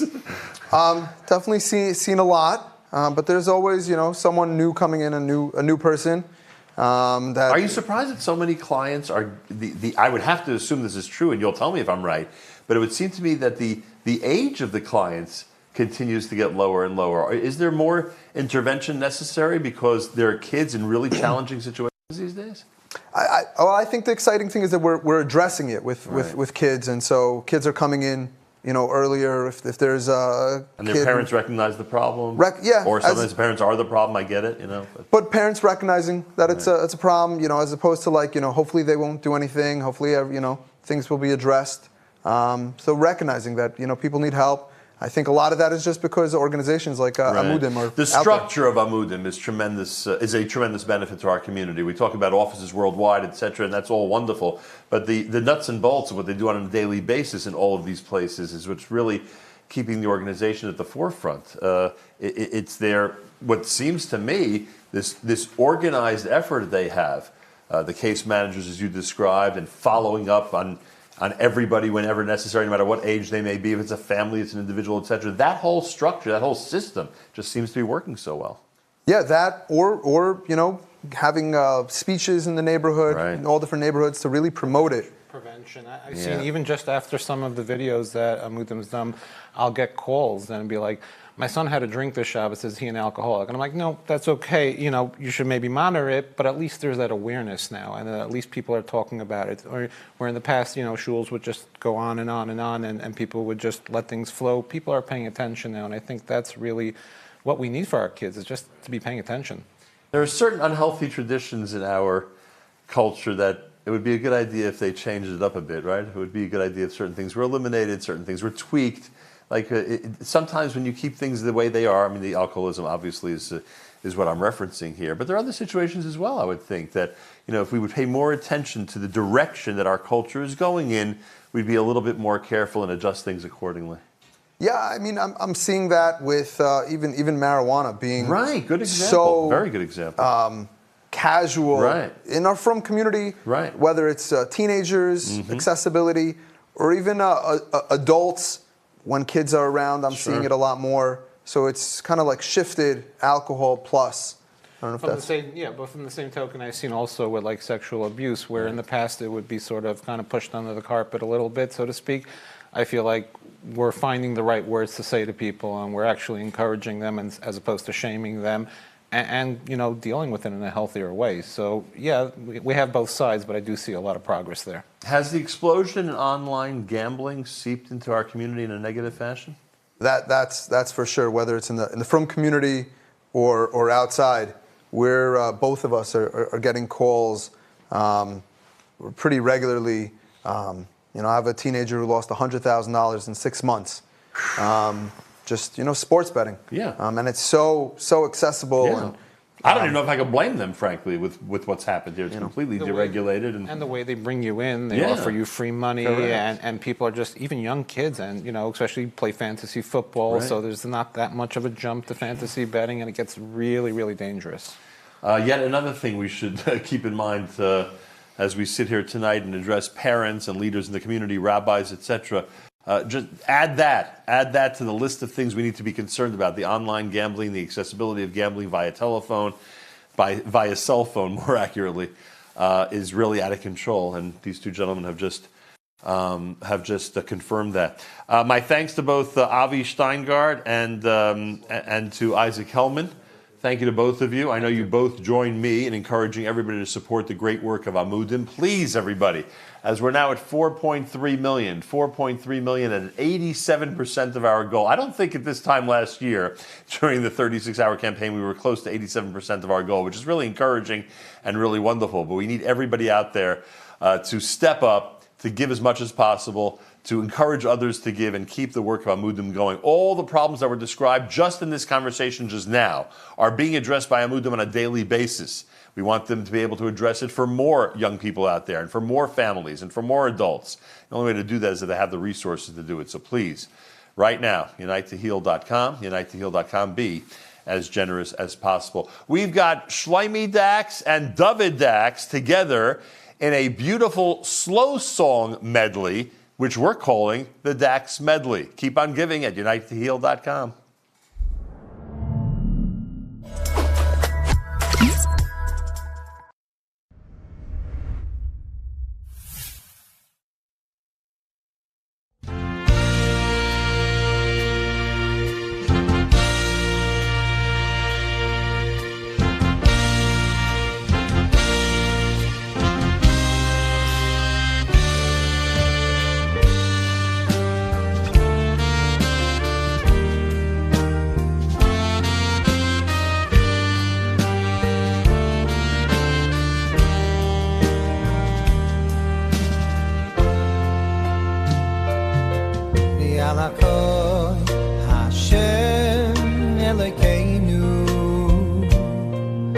אנחנו מוידים לו יאללה כל השם אלוקינו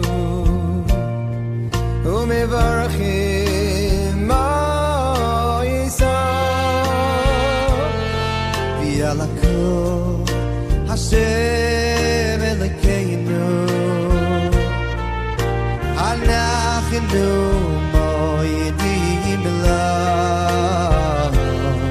יאללה כל השם אלוקינו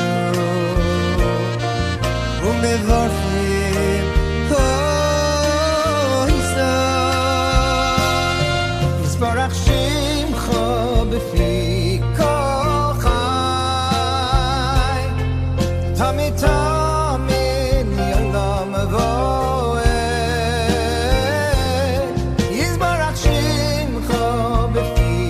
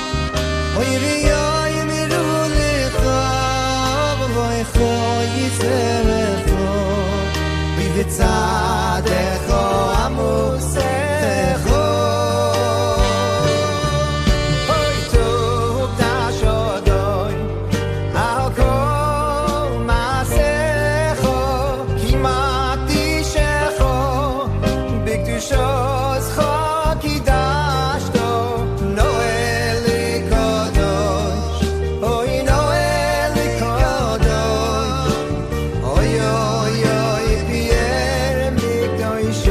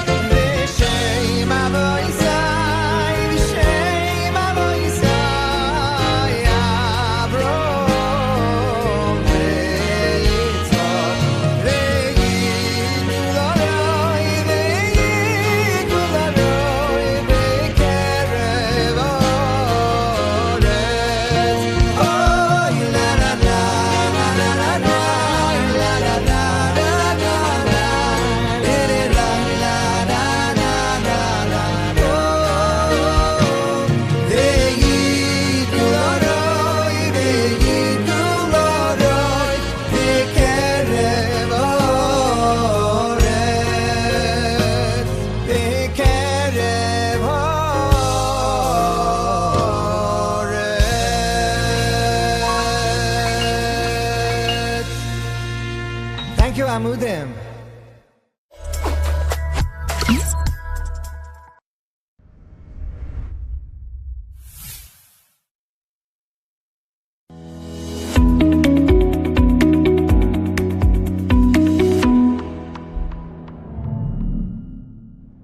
All right, here we are in the final hour. Officially, we are in the final hour of this 36-hour live stream.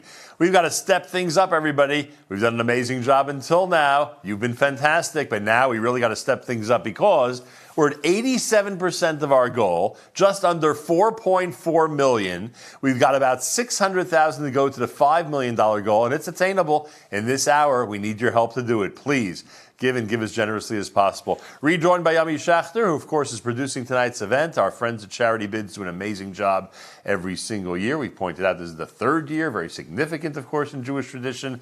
That's now 3 years running. Kain Yirbu, as we like to say. I'm sure you're impressed. We asked you a couple hours ago about being impressed by these numbers. I'm sure you're impressed by this tote board now as well. I'll be a lot more impressed in 55 minutes from now. when the 5 million number is up there, hopefully, please. Better be more than that. Okay, it's moving. Okay, good. I like seeing that, how it continues to roll forward, marching on to the goal of $5 million. How great were our guests tonight? I feel like I'm interviewing you. Oh. What did you think of tonight's guests? I thought so far everybody's done a very good job, I must say. We have an interesting video coming up next, which we'll talk about in a moment. But first, you're somebody who does not spend the bulk of their time in the New York area. We know that Amudim's capital, so to speak, is in New York. Do you feel their reach, even if you're living hundreds or thousands of miles away? Yes. Number one, I feel it because they have been expanding, and in recent years they've expanded to Toronto and to Canada, and they have quite a big caseload there. So that's number one. But number two is, since I became aware of these kinds of issues that Amudim helps people with, I realized, once it's in your consciousness, you can't get away from the fact that mental health, addiction, and abuse are international. So it doesn't matter where Amudim's office is. The issues are everywhere in all of our communities, and they're servicing us all, wherever we are. Earlier we featured the song, which again is one of those songs that's going to have a major impact on people coming forward, understanding the struggle they're going through. Music has an unbelievable way of touching one's heart, an incredible way to inspire, to entertain. And isn't it remarkable how when it comes to such a serious issue, a 3-4 minute song can make such a difference? Absolutely. I think, I was pushed into, as a producer, at the beginning of COVID, I kind of stumbled into this virtual event production space. I didn't exactly know what I was doing, but I must tell you that the biggest impact we've made for a bunch of charities, even though we've had amazing programming and amazing speakers, has always been the musical. There's some musical number that we come up with. There's some musical angle. There's multiple ones. There's some artist, exactly, and that's what people connect with. It's unbelievable. The power of music is real. That's why, aside from the big messages that are involved in some of the songs that are being presented, just the interesting concepts that you've come up with, the partnerships, the collaborations, the unique ideas. We're going to talk about the Return Home one in a moment, because we're going to introduce that to our audience. It feels like every time there's a musical presentation here, it's a world debut of something. Yeah. You know what? What I found is, we have the content on this program, as it has been the last 2 years, has been incredible, very original, putting a lot of people together who otherwise you might not see together, talking about a lot of, having a lot of tough conversations that aren't really had out in the open the way we're doing it here. But I find that specifically for victims themselves or people within the community who are kind of peripherally involved, it's much easier to listen to a song and interpret it in the way in which it speaks to you, as opposed to listening to a panel discussion. If I listen to a panel discussion and there's a therapist talking about how to raise a teen, or how to discipline your child, or how to deal with sexual abuse, whatever they're saying is it's like I'm sitting in a classroom. So it's great content, but it's like you either agree with it or you don't, you either identify with it or you don't. If I tell you, going back to Ellie Schwabel's song from last year, Stand For You. If I tell you how many people gave what they thought the song meant, or what they thought the lyrics meant. No one spoke to Ellie, but everyone it touched them in a certain way. It touched them personally. they thought they understood what it is based on their own life experiences. And that's the beauty of these musical segments. And so many of them, and that's why once we saw the power of Ellie's video last year, that's why we worked on a few more like that this year, whether it be Simcha Leiner or Chaya Kogan or some of the other ones that we're going to see. Phenomenal. All right, speaking of music and original musical presentations, you pointed out to me before we went on the air tonight that Yishai Ribo is not known for singing in English or for English lyrics. In fact, he likely doesn't know English well, based on what I've heard, and a good number of people who listen to his music and enjoy his music don't know Hebrew well. So you came up with an idea. Tell us about it. Yeah, so when Gabi Shull and I spend a lot of time putting this event together, creating what kinds of collaborations we want to see, what kind of content we want to see, comparing it to the year before, what could we do differently, what could we do new. And one of the things, looking back over the past 2 years, was how popular Yishai Ribo was. And what's funny to me is that so many of the people who are obsessed with Yishai Ribo can't even order a slice of pizza in Hebrew or ask a taxi to take them to the kotel. So I'm wondering, I guess they're connecting to the music because you certainly feel his neshama in it. Sure. There's no question about it. He's a poet, as you said. But he's a paitan. Right. If you don't understand his lyrics, then what are you loving other than the melodies and his voice? Mm-hmm. And kind of the idea was born, we called Nachman Solomon from the Solomon Brothers, and we did this collaboration between Yishai Ribo and the Solomon Brothers. We had someone very talented write some English lyrics, and basically it's not a literal translation of Yishai Ribo's Lashuv Habaita song, which everybody knows. We wanted to find a song of his that kind of connects to the Amudim message and theme of returning home, of second chances, of forgiveness, and we thought this would be a very appropriate song to start with, where at least, although it's not a literal translation, let's at least give people the English lyrics to the song, that they should at least try to connect to the song in a different way, much as we've seen people do over the past couple years. Phenomenal.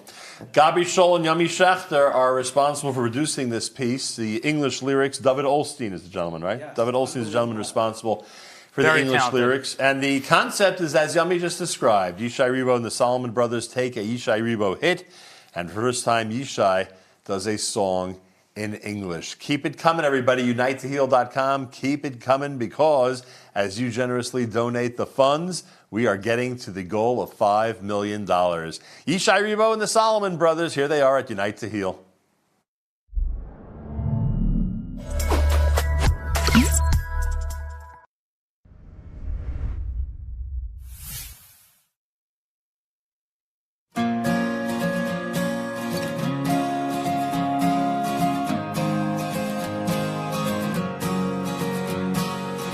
Wake me up, it's time to go. Been down this road before and I know there's danger up ahead. Recalculate and turn around. I'm heading home, I'm homeward bound. No, I'm not gonna walk that path no more. I know it's not too late. No, my past won't seal my fate. You'll be there with arms wide open.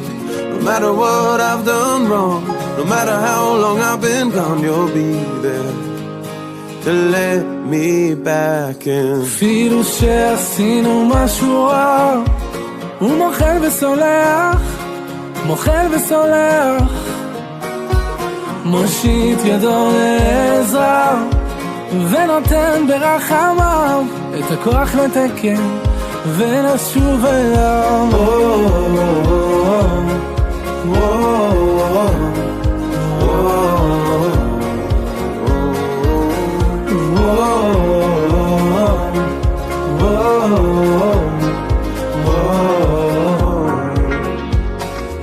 הגיע הזמן להתחרט, אם כבר לברוח אז מאחת, אם כבר לקחת אז לקחת בשביל לתת. זה הזמן להתקרב, לא לפחד מהכאב, ואם לתת אז כבר לתת מכל הלב. כל אפשר רק אם נרצה, מחפש תמיד מוצא, גם אם הוא נמצא מישהו אחר בקצה.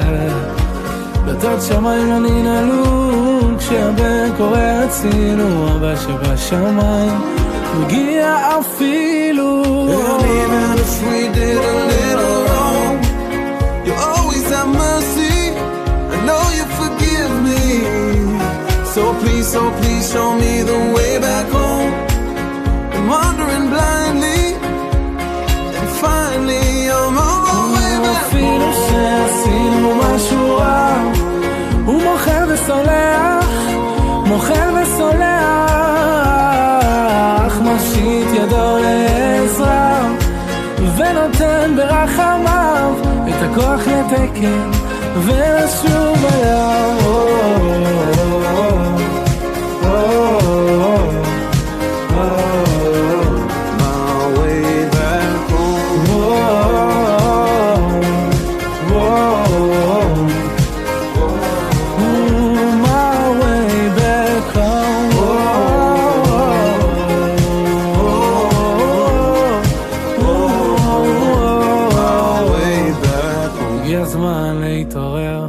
לעזוב הכל, להתגבר, שוב הביתה.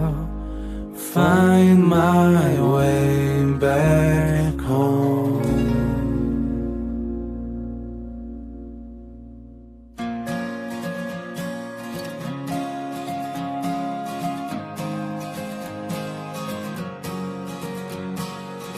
Wake me up, it's time to go. Been down this road before and I know there's danger up ahead. Recalculate and turn around. I'm heading home, I'm homeward bound. No, I'm not gonna walk that path no more. I know it's not too late. No, my past won't seal my fate. You'll be there with arms wide open.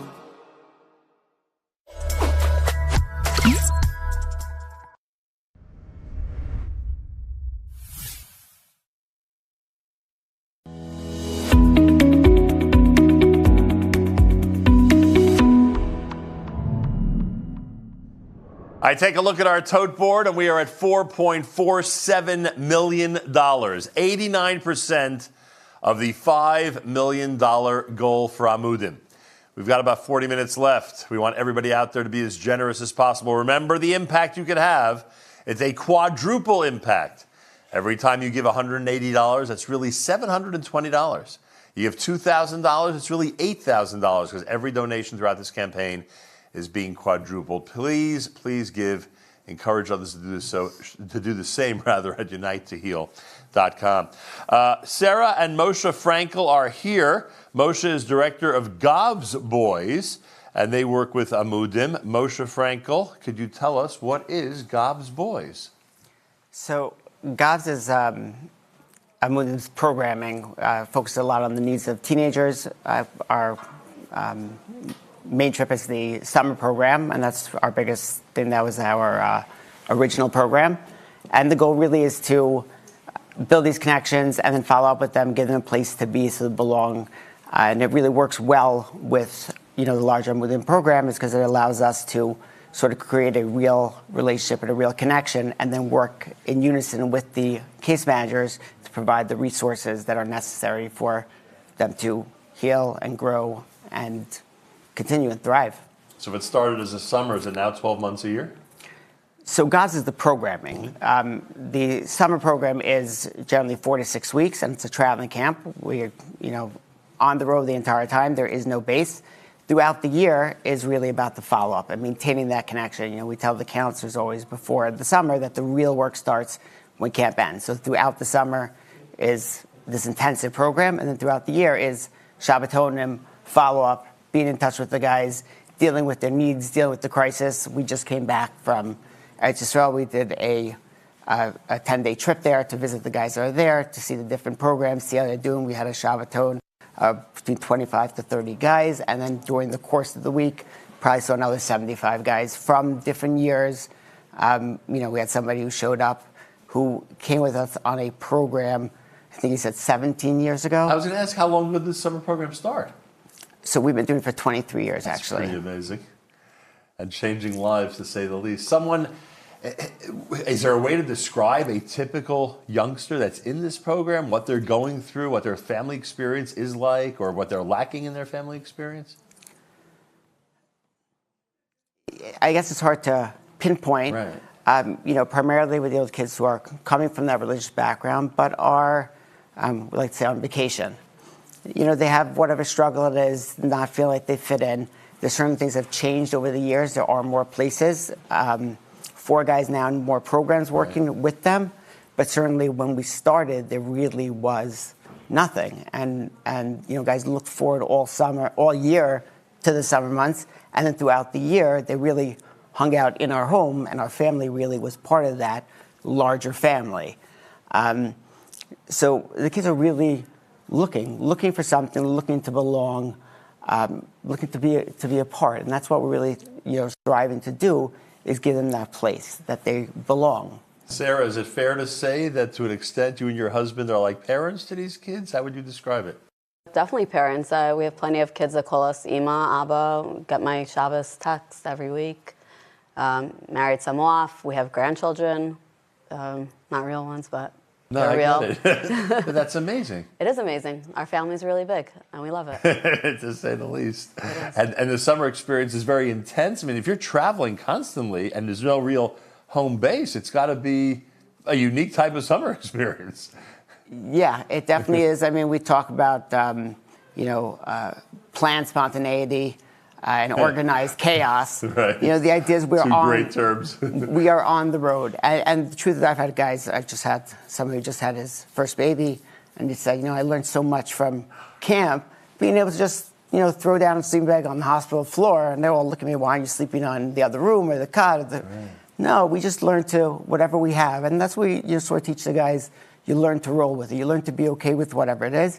And you learn that you really have people in your life. So when things are difficult, we're in this together. Whatever we do together. And you're part of it, and we're in it with you. Wow. And the big thing is that there's no phones in camp. So teenagers without their phones for 4 weeks straight is They agree to those conditions.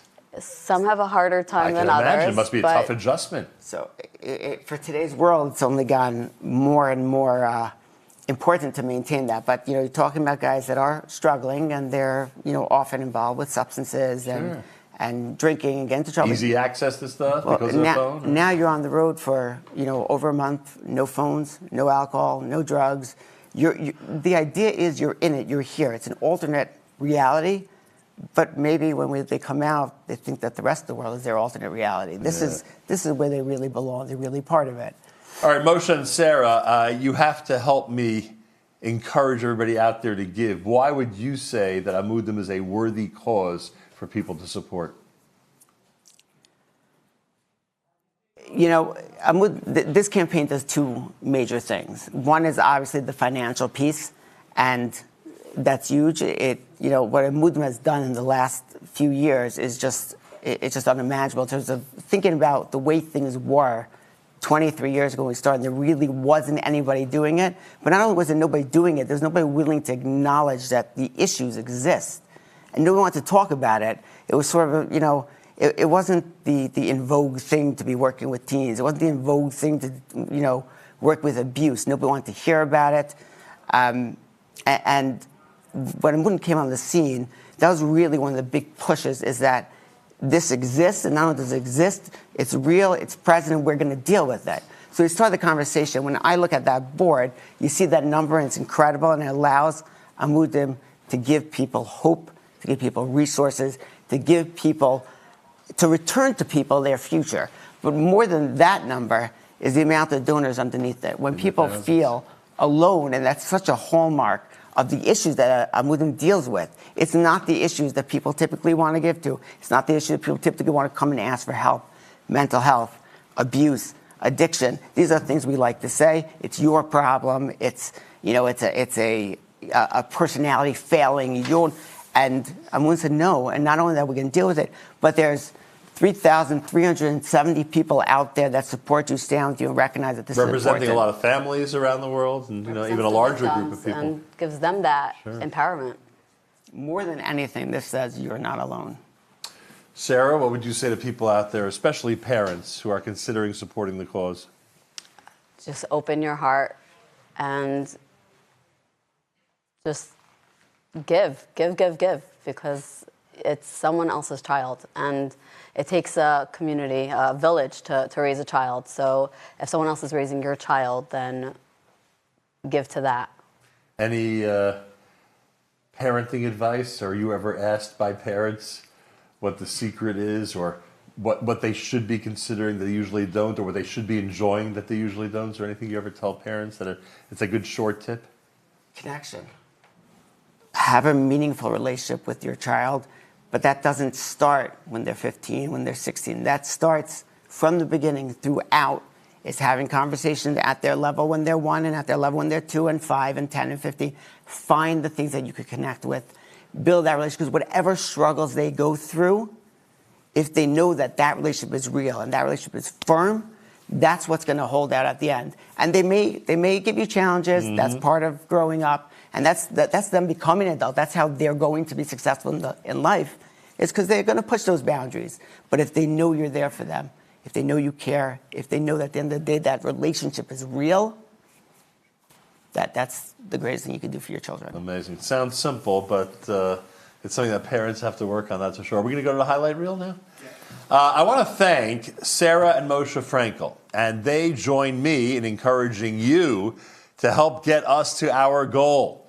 Do it in honor of Gob's Boys, do it in honor of Amudim, do it in honor of someone you love, do it in honor of anything, but please do it. And now's the final hour. Now's the time to really come forward and be part of this great campaign. You've waited till the last minute. It's official. Please, and make good on the commitment to support Amudim, even if it is at the last minute. I glanced at the tote board, and we're over 4.5 million, and we're over 90% of the goal. That last 10% may be tough, but we're going to get there. We need your help to do so. Remember, every single donation you give right now at UniteToHeal.com is quadrupled. So if you're giving a $1,000 donation, which is a great donation, it's really worth $4,000 to Amudim. Please, push us over the goal. The clock is ticking. It's running. We want to make sure by the time we get to 9 o'clock Eastern time, we are at the $5 million. We've been talking about the incredible prior 35 hours of this live stream. There were some incredible and wonderful panel discussions, a lot of entertaining pieces. Holy Yid Squares was great. We got to have a lot of fun with that game show. And so many other things that happened. Great discussions, a lot of entertainment, a lot of serious stuff, issues of mental health, issues that are really serious in our community were addressed.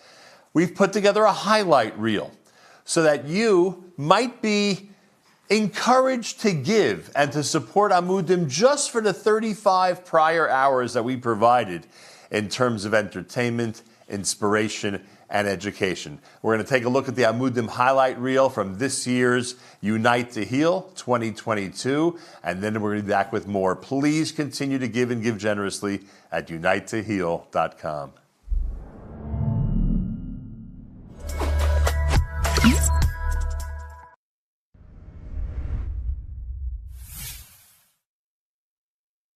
Torah is Torah's Chaim, tools for living. It's like there's a mezuzah. You're commanded to put one there. Why? To help us before we go out into the world, to clarify, what am I living for? To come into my home and stop for a moment and go, wait a minute, what kind of a home do I want to create? If it were not for Shabbat, like Joyce said, I would be in the penthouse suite of an insane asylum. She said, you only have two options. You either come home dead as a meth to be buried in Kever Yisrael, or you come home as a very old man to kneel down and kiss the land. I said, fine, put my name on it. And that's what she told the cabinet at the time.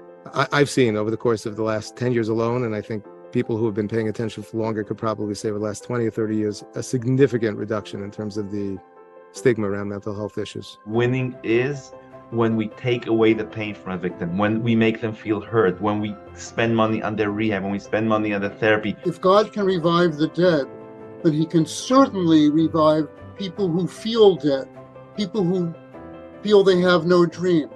He can do that. I made a deal with my wife when we first got married, and she knew I was going to be a psychologist, that I would never play psychologist with the kids. I would leave that at the office door. There's often this assumption that when people are starting to date, they already know all about Taharas Mishpacha, and that's just not true. What do you think of the effort to ban alcohol in our shuls? I think Rabbi Billet did a big mitzvah. Started the trend. Yeah, and he deserves a big yashikah for many things. That's one of the many things he didn't allow any alcohol. That's very good. And a lot of times you get together with people in recovery, and the stories you tell are horrible to other people. They're frightening. I was thinking I was going to do this, and they start laughing. That's great but it's helpful. Because they push us all to be great people and to up our game in order to be able to figure out how to help them to succeed and how to help them to become incredible adults. Amazing. When you have a child that's struggling academically, make time to sit with them, sit with their parents, figure out strategies to help them to succeed. That is your job. Had a really good mix, I think, of religion and real life. And also, like I said, my mom and dad were always there for me when I needed them. And they paid close attention to how I was feeling. What is the purpose of life? Today, everybody is haunted by this question. The traumatized and the non. Why? For what? If we can't answer that question, we're not stopping the leak. Everybody has his time that he can do something. He can do something. His neighbor, his friends, his family. He lives in a place that living, he can understand that people needs help. And the whole thing about how we control anything, the banks, the media, Hollywood, is so insane because you know this better than most.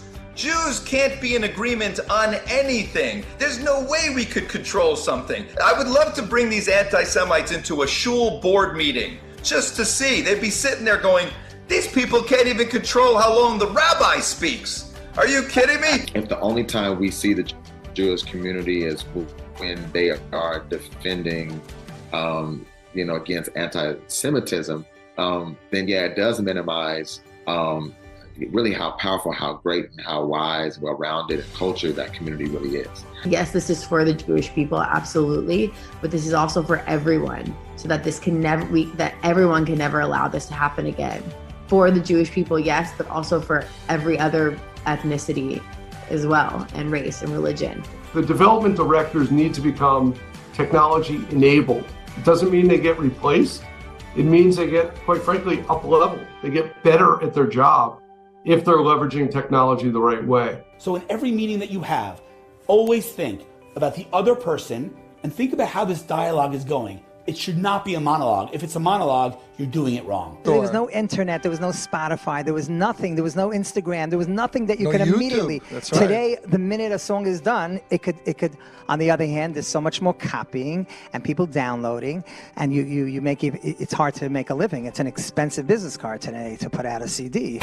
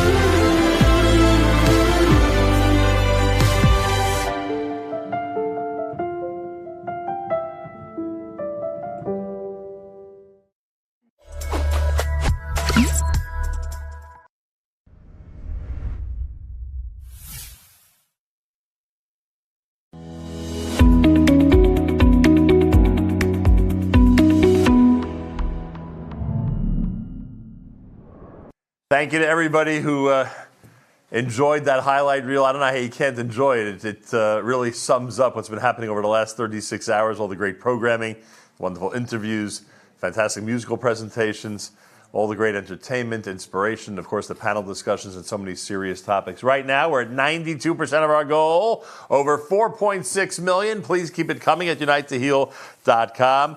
Moshe Silk is with us. He's former Honorable Assistant Secretary for International Markets at the United States Department of the Treasury. A pleasure to welcome you to the show. Great to be here, Nachum. Appreciate that. How did you get to know about Amudim and Tzvi Gluck and all the great life-saving work that they do? Right. Well, I describe myself as a reforming lawyer. I'm not quite yet reformed, Nachum. And prior to the Treasury Department, I practiced law for 30 years, and I had the great honor and pleasure to run the Agudas Yisrael's Pro Bono Legal Services Network for 15 years. Wow. And we had a number of different types of cases. One area of which that I took a particular interest was children's cases, and I first got to know Tzvi when we worked together to bring back a child that had been abducted abroad. And Tzvi knows no limits. He just gets the job done along with the great Amudim team. Amazing. There are a lot of people out there who may not be familiar with Amudim, certainly not to the degree that you are. Why would you appeal to them to come forward and support Amudim at this time? Well, Amudim is an organization that does not know any disciplinary borders. It's really, I look at it as a crisis response organization.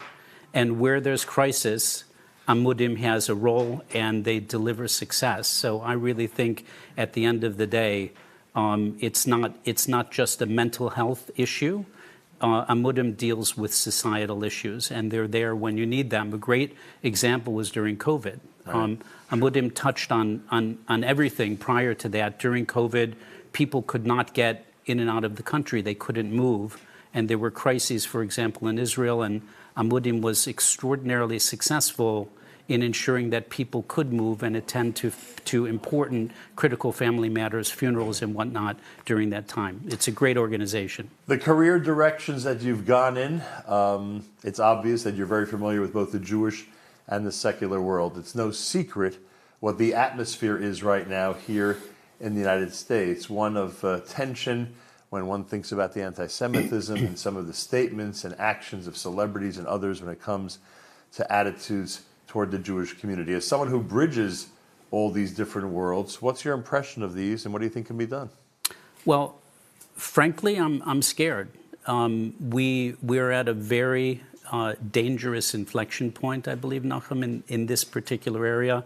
There was just a new article that came out from the New York Times yet again, and the scope and the tenor of the approach of the attacks that are being waged on our community is really unprecedented. It's unprecedented in scope, unprecedented in tenor, and unprecedented in the approach that they're taking.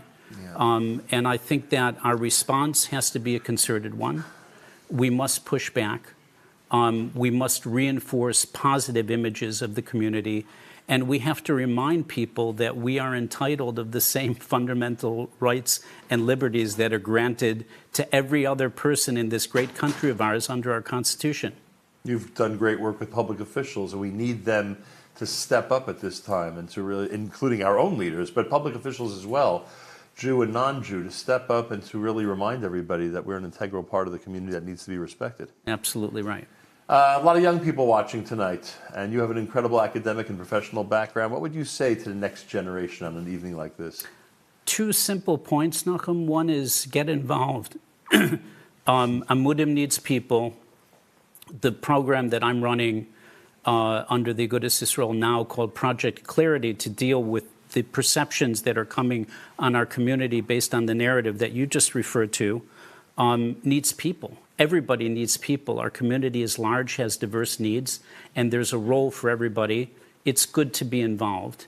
And secondly, I always like to make the point, and I did this when I spoke last year here, I'd like to remind people that the sky is the limit.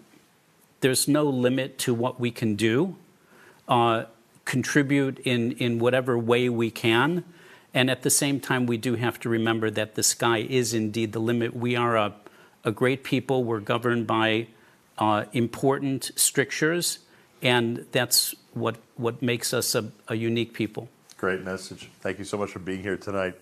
Moshe Silk and I encourage everybody to support the work of Amudim. We want to make sure the organization continues and continues strong. We have a special video now. We call it a PSA, a public service video. That's called Shattered. Please watch it very carefully and continue to give right now at unitetoheal.com.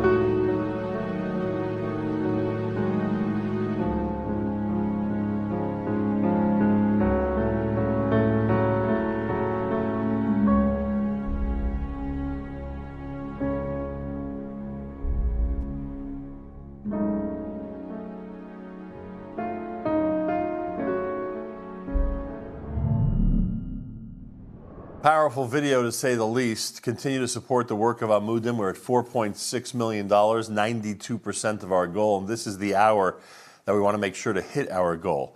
By the time we get to 9 p.m. Eastern Time, please make sure we're at $5 million and that Amudim has achieved its goal for this year. Dov Friedman is with us. Dov Friedman is one of the producers of Unite to Heal. He has been behind the scenes all these years, doing an amazing job. A pleasure to welcome you to the set. Thank you, Nachum. Yeah, it's interesting to be on this side of the production. How long do we know each other, Dov? We know each other since 1990. Wow. I was a camper at Camp Masora the first year it opened. It's a long time ago. I think I was the youngest camper in the entire camp. My parents sent me a year early. Interesting. Like, let's go. Well, I knew the Brazils, and that's kind of. I was wondering who made the decision on our end. Yeah. Thank you for clearing that up for me. So we know each other a long time, and now getting to produce these Amudim events, gotten to know you a lot better, and it's been a pleasure and amazing. And during COVID, I got a phone call from Yummy Schechter. Said, "Hey, Dov, you still producing?" And he's like, "I got this Zoom party." It was the first time I had ever heard of it. And, we started producing videos for some rich white dudes. Yummy will get that. As time went on, he's like, "All right, we got another one.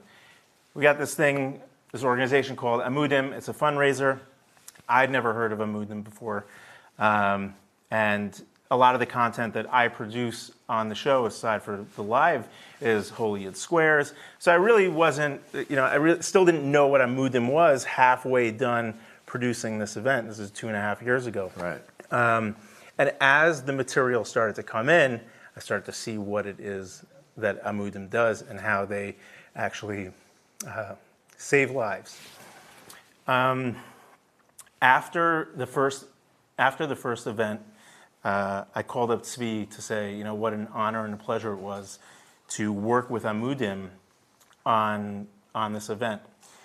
And, he was very gracious for everything that the entire team, Yummy's team at Charity Bids, and everyone who puts, everyone at Flow Motion Studios, Shlomo Weprin, cannot tell you how long and how many hours Shlomo Weprin is up making sure that everything runs smoothly over here.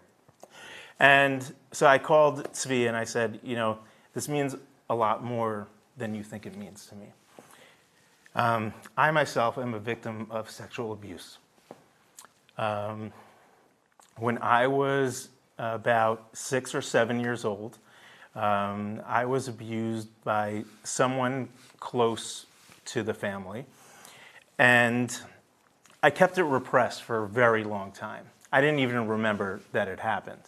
And my parents were very open about the subject. And anytime we were going away to camp or going on a trip, or my mom would be like, "It's your body. You need to. If you feel uncomfortable, you need to let us know." Now, it had already happened to me at that point in time. So when my mother is speaking to me about this, I'm like, "Oh my God, what did I do? This is like." I've done the worst thing that can possibly happen, and I wouldn't say a word.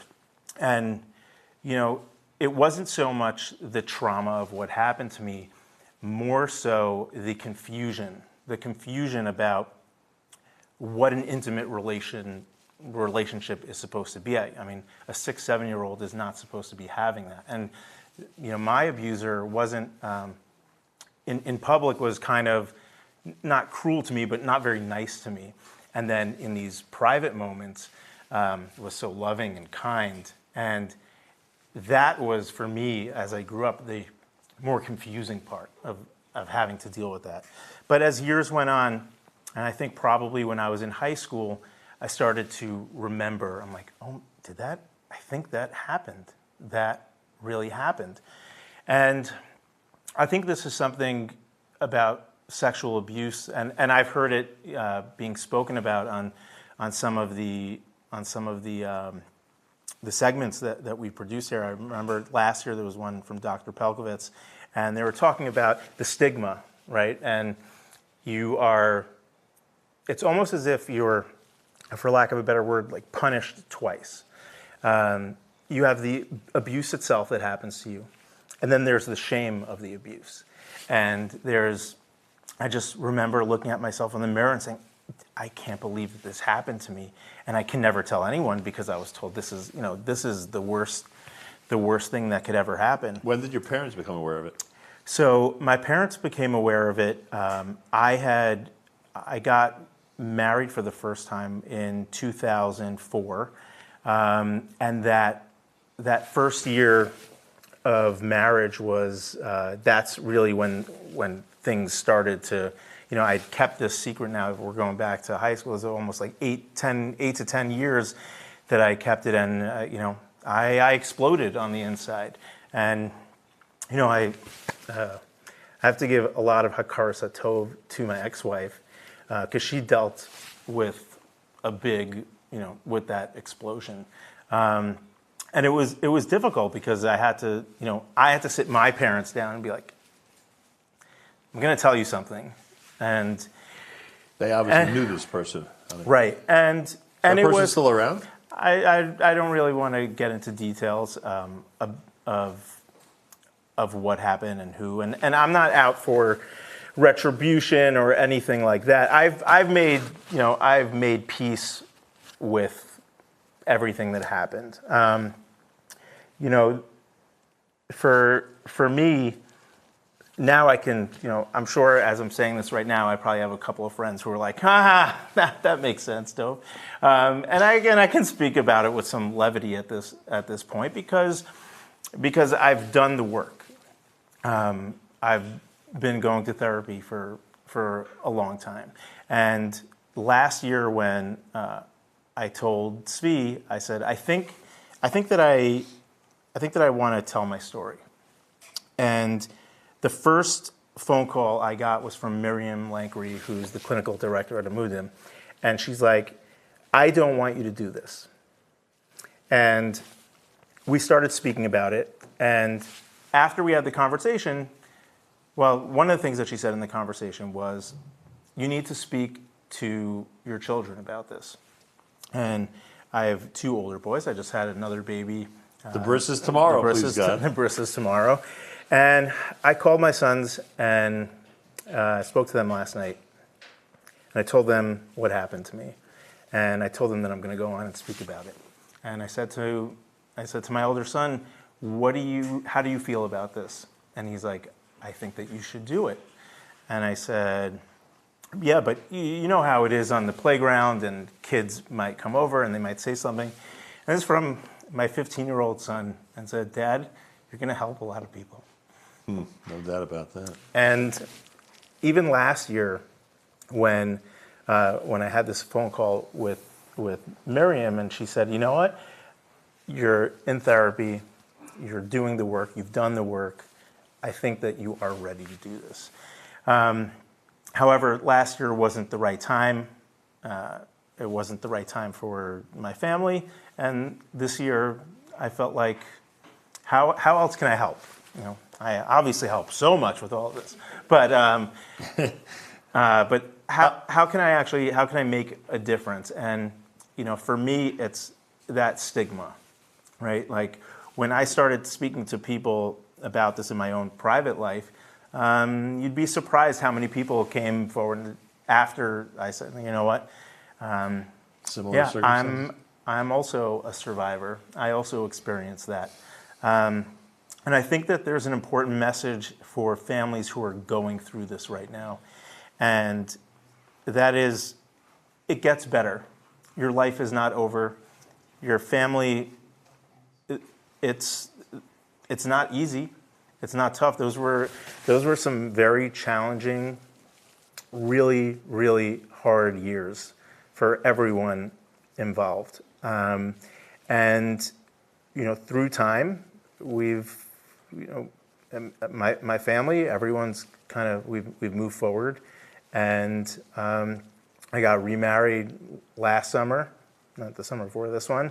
I have a beautiful new baby, and I have a great career, and everything that I thought would be destroyed is not the case. You know, it would be very helpful, I think, if you described what things would be like without the therapy. As people wonder if they should call Amudim, if they should step forward. Where would you be without all that? I forgot the most important thing. The most important thing is that I wish that I had Amudim back then. My parents did not know how to navigate the situation, as no one does. I mean, our family, our family was, went on great vacations, and we were in all the right places for Pesach and Sukkot, and all the, everything was great. And all of a sudden, you're thrown this curveball, and maybe this is why things are happening, right? This is why. And again, I'm not going to get into those details, but if we had the resources we didn't know who to call. I remember my father, he spoke to a therapist, and he's like, yes, I spoke to a therapist, and he said, like, everything's going to be fine, and and like that was it, right? Like that was the beginning and end of it. And again, when I went back to listen to when I started watching all of these segments that we produced, I was like, wow, I can't believe it. And silence is a killer when it comes to this, because there are people struggling, there are people who are afraid to come forward, there are people who think that I had this was bigger than any secret or anything that was going on in anybody else's life. This secret was the most important thing. And this, like, I like to, how do I say this? I make light of a lot of situations, and I think it's become part of my personality a little bit. Could be part of the therapy, maybe. It's part of the therapy, but I think it's also in that I don't think your situation is that important because I have this really deep, dark secret that affected me for a very long time. There's lying. Lying is a big part of it. I was lying every single day from the time I was 6 years old until I was 22 years old, because I was leaving out this really, really important part of my life. Dov, you've helped a lot of people tonight in these few minutes. I hope you can appreciate that, internalize it, and understand just how important this is for a lot of people out there who are struggling with the same type of things that you just described. Yeah, I mean, I didn't even have to. I knew how I could help more than I was already doing, but I knew that I could speak to people, and I'm happy to do it. I love working with Amudim. I love the entire team at Amudim, from Tzvi all the way down to Zoe, and people helping schedule all of this. It's been amazing. Dov Friedman, everybody. He's one of the producers of this event, and the last few minutes have been key in reminding people just how important the work of Amudim is. One of the things that, as I say to Dov, that he's helped people tonight and maybe even saved someone's life tonight, one of the things I remember is what happened last year when Eli Schwebel released an incredible song, Stand For You. And that song has been credited with, in fact, saving lives. It's documented. People who've been in touch with Amudim, with Eli, with Yummy, and others who have said that this song was a real game changer for their own life. Let's take a look back at the song Stand For You, Eli Schwebel here at UniteToHeal.com.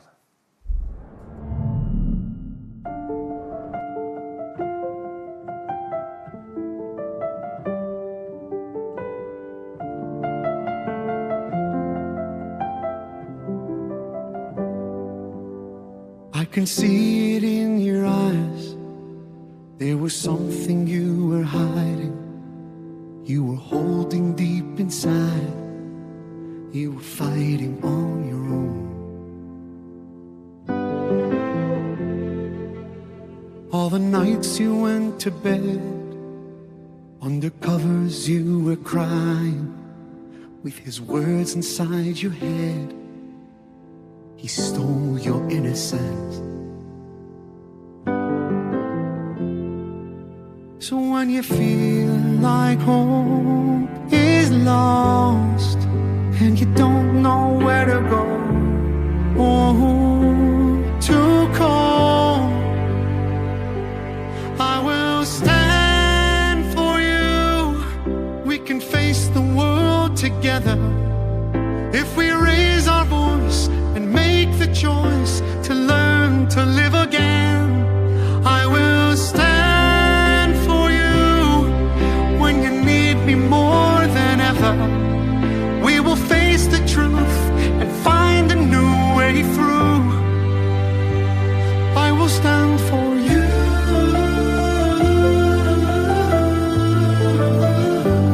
I will stand for you.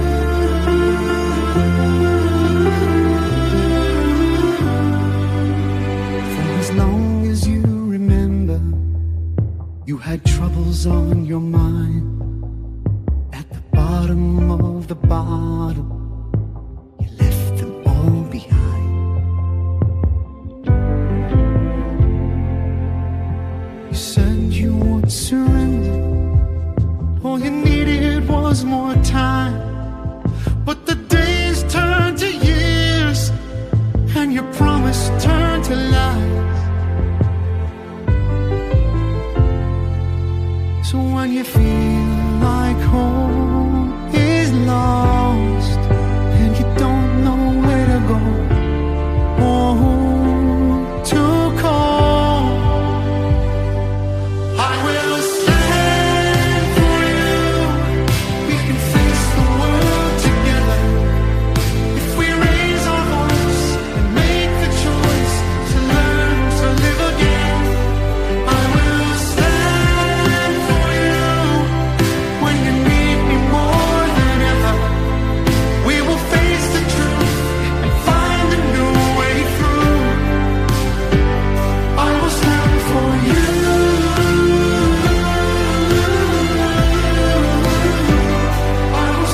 for you.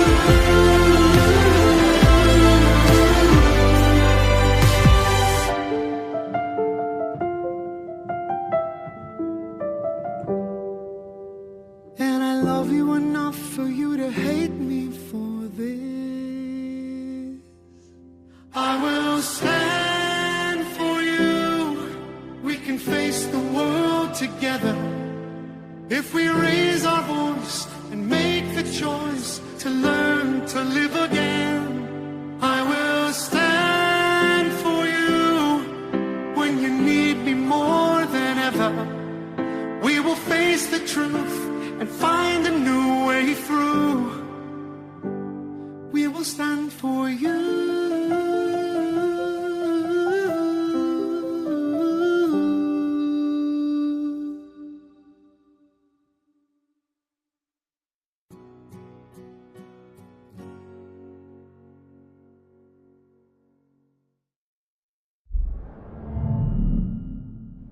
I have some amazing news. Those of you who've been following the totals know exactly what I'm referring to. If you look at our tote board, we're approaching $5.1 million, which means the $5 million goal has been achieved. Congratulations to everybody at Amudim.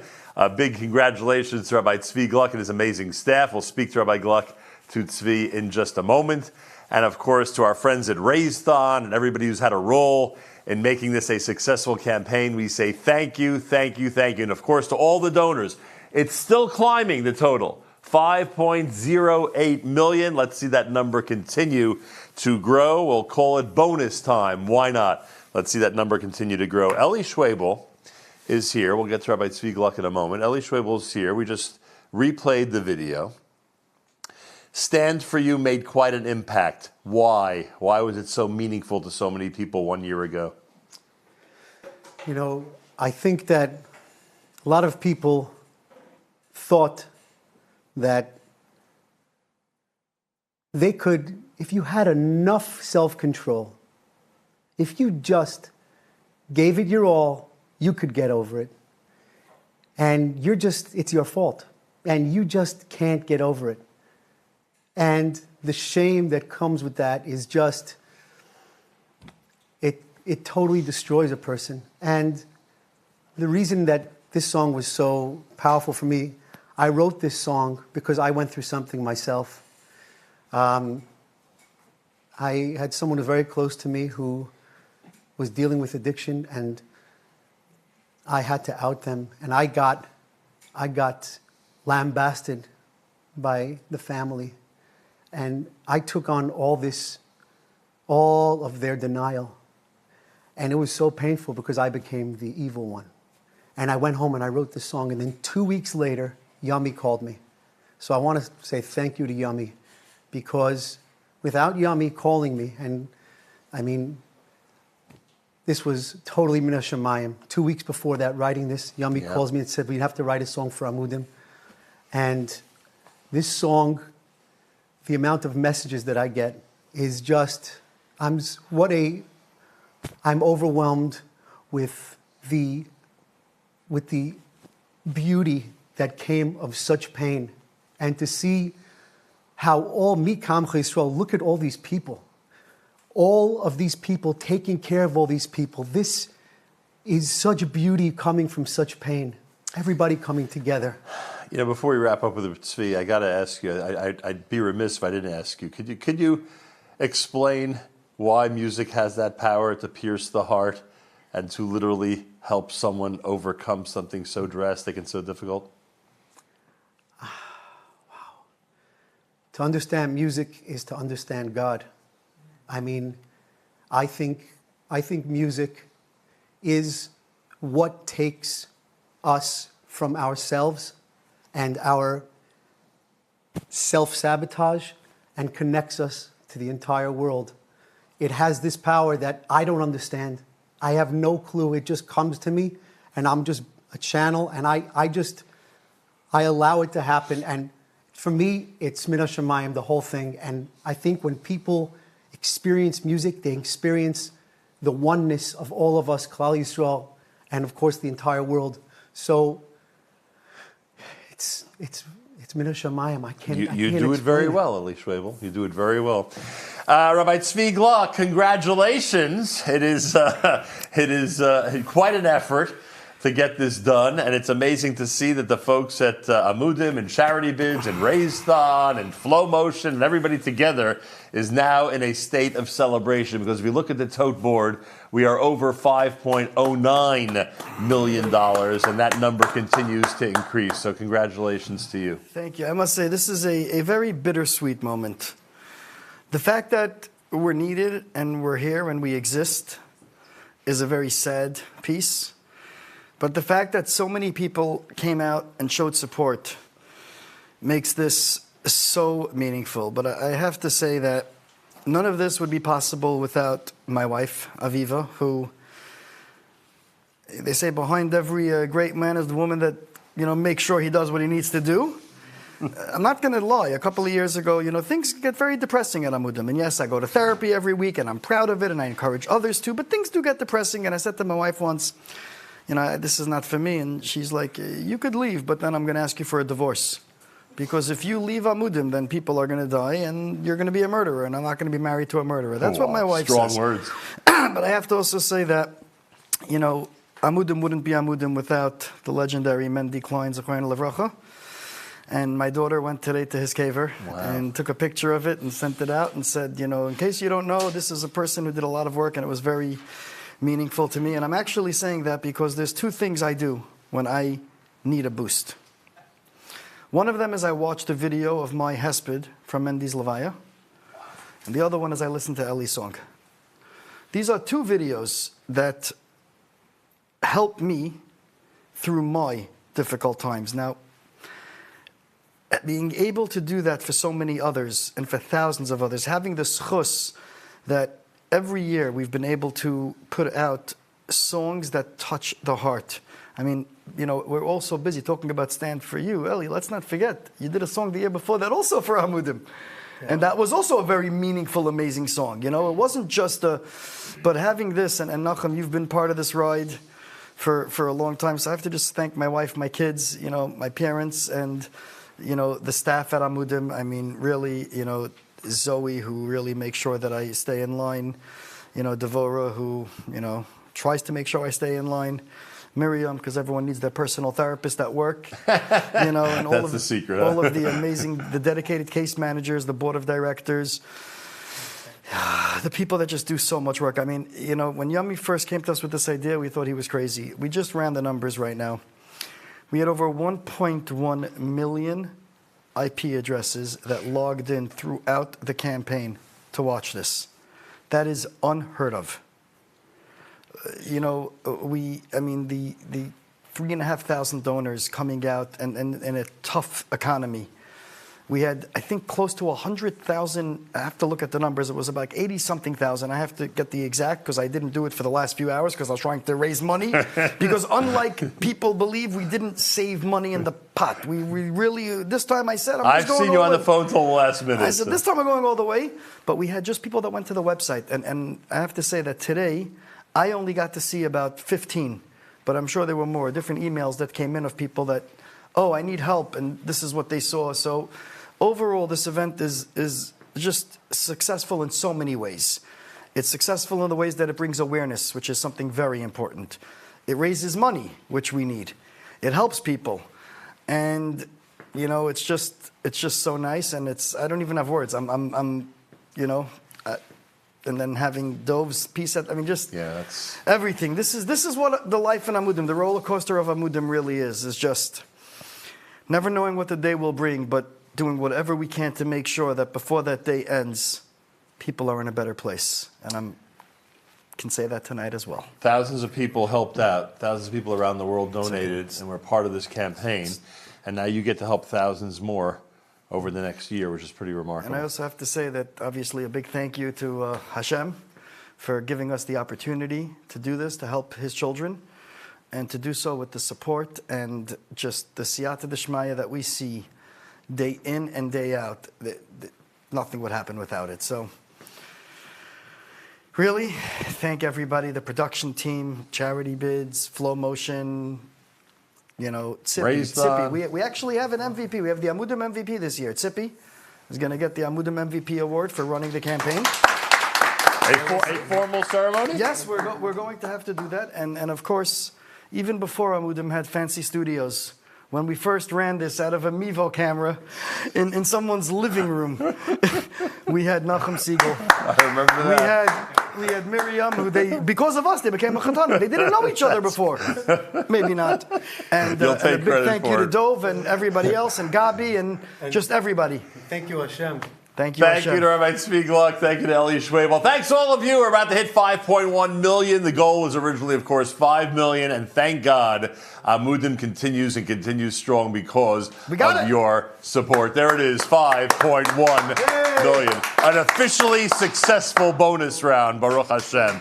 Thank you so much. Don't forget, the content is available all through the year. The content is available all through the year. You can check out all the interviews, all of the game shows, all of the panel discussions, all of the great entertainment, all the serious conversations about some serious issues that all aired over the last 36 hours. You can do that all year round at the Amudim website. On behalf of everybody at Unite to Heal 2022.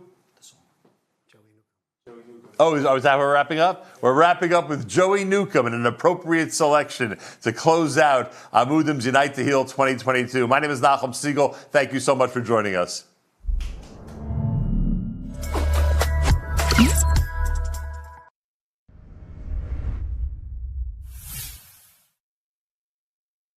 Oy, oy, oy, oy, heilige Amudim Yidden, heilige Amudim Yidden.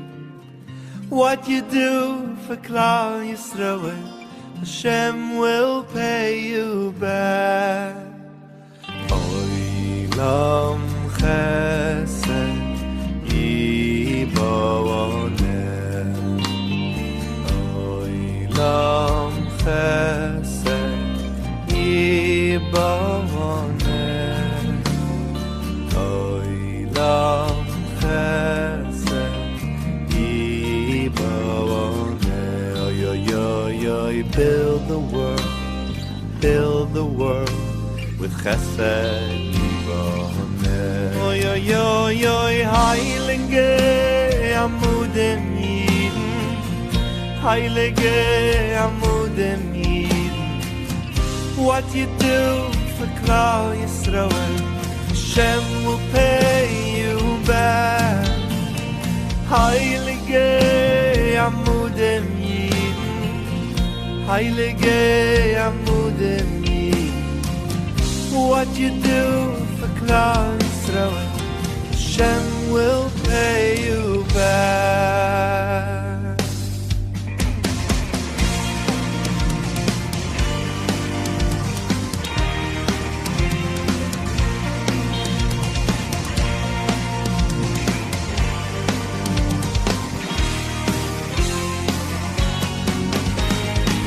La la la la, la la la la. Oy oy oy, ashreinu. La la la la, la la la la. Oy oy oy, ashreinu. La la la la, la la la la. Oy oy oy, amudim. La la la la, la la la la. Oy oy oy, ashreinu. Dini la la la, dini na ram hey, dini na la nike am cho Yisrael. Dini la la la, dini la la hey, dini na la nike am cho Yisrael. Dini la la la, dini na ram hey, dini na la nike am cho Yisrael.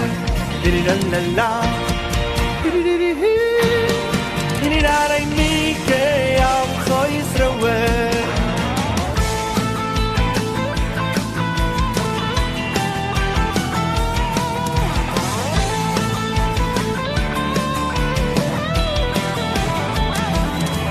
No, you don't have to be a yid to know about Amudim, oh no. But if you're gonna know about Amudim, please help them out. Yeah. No, you don't have to be a yid to give tzedakah. But if you're gonna give tzedakah, please support Amudim. 1, 2, 3, let's go. Mitzvah gedolah, ha ha ha, liyot besimcha, liyot besimcha tamid. Yo yo yo yo yo yo yo. Mitzvah gedolah, ha ha ha, liyot besimcha, liyot besimcha tamid. Yeah. I did la la, thank you Hashem. I did la la, thank you Hashem. I did la la, thank you Hashem. Thank you Hashem. Toda rabba lecha, Hashem yitbarach. Toda rabba lecha, Hashem yitbarach. Toda rabba lecha, Hashem yitbarach. Thank you, Amudim. Oh, why over there, Chilu over there? Why Mazamrim over there? Oh, that was deep. Oh, Amudim Talik.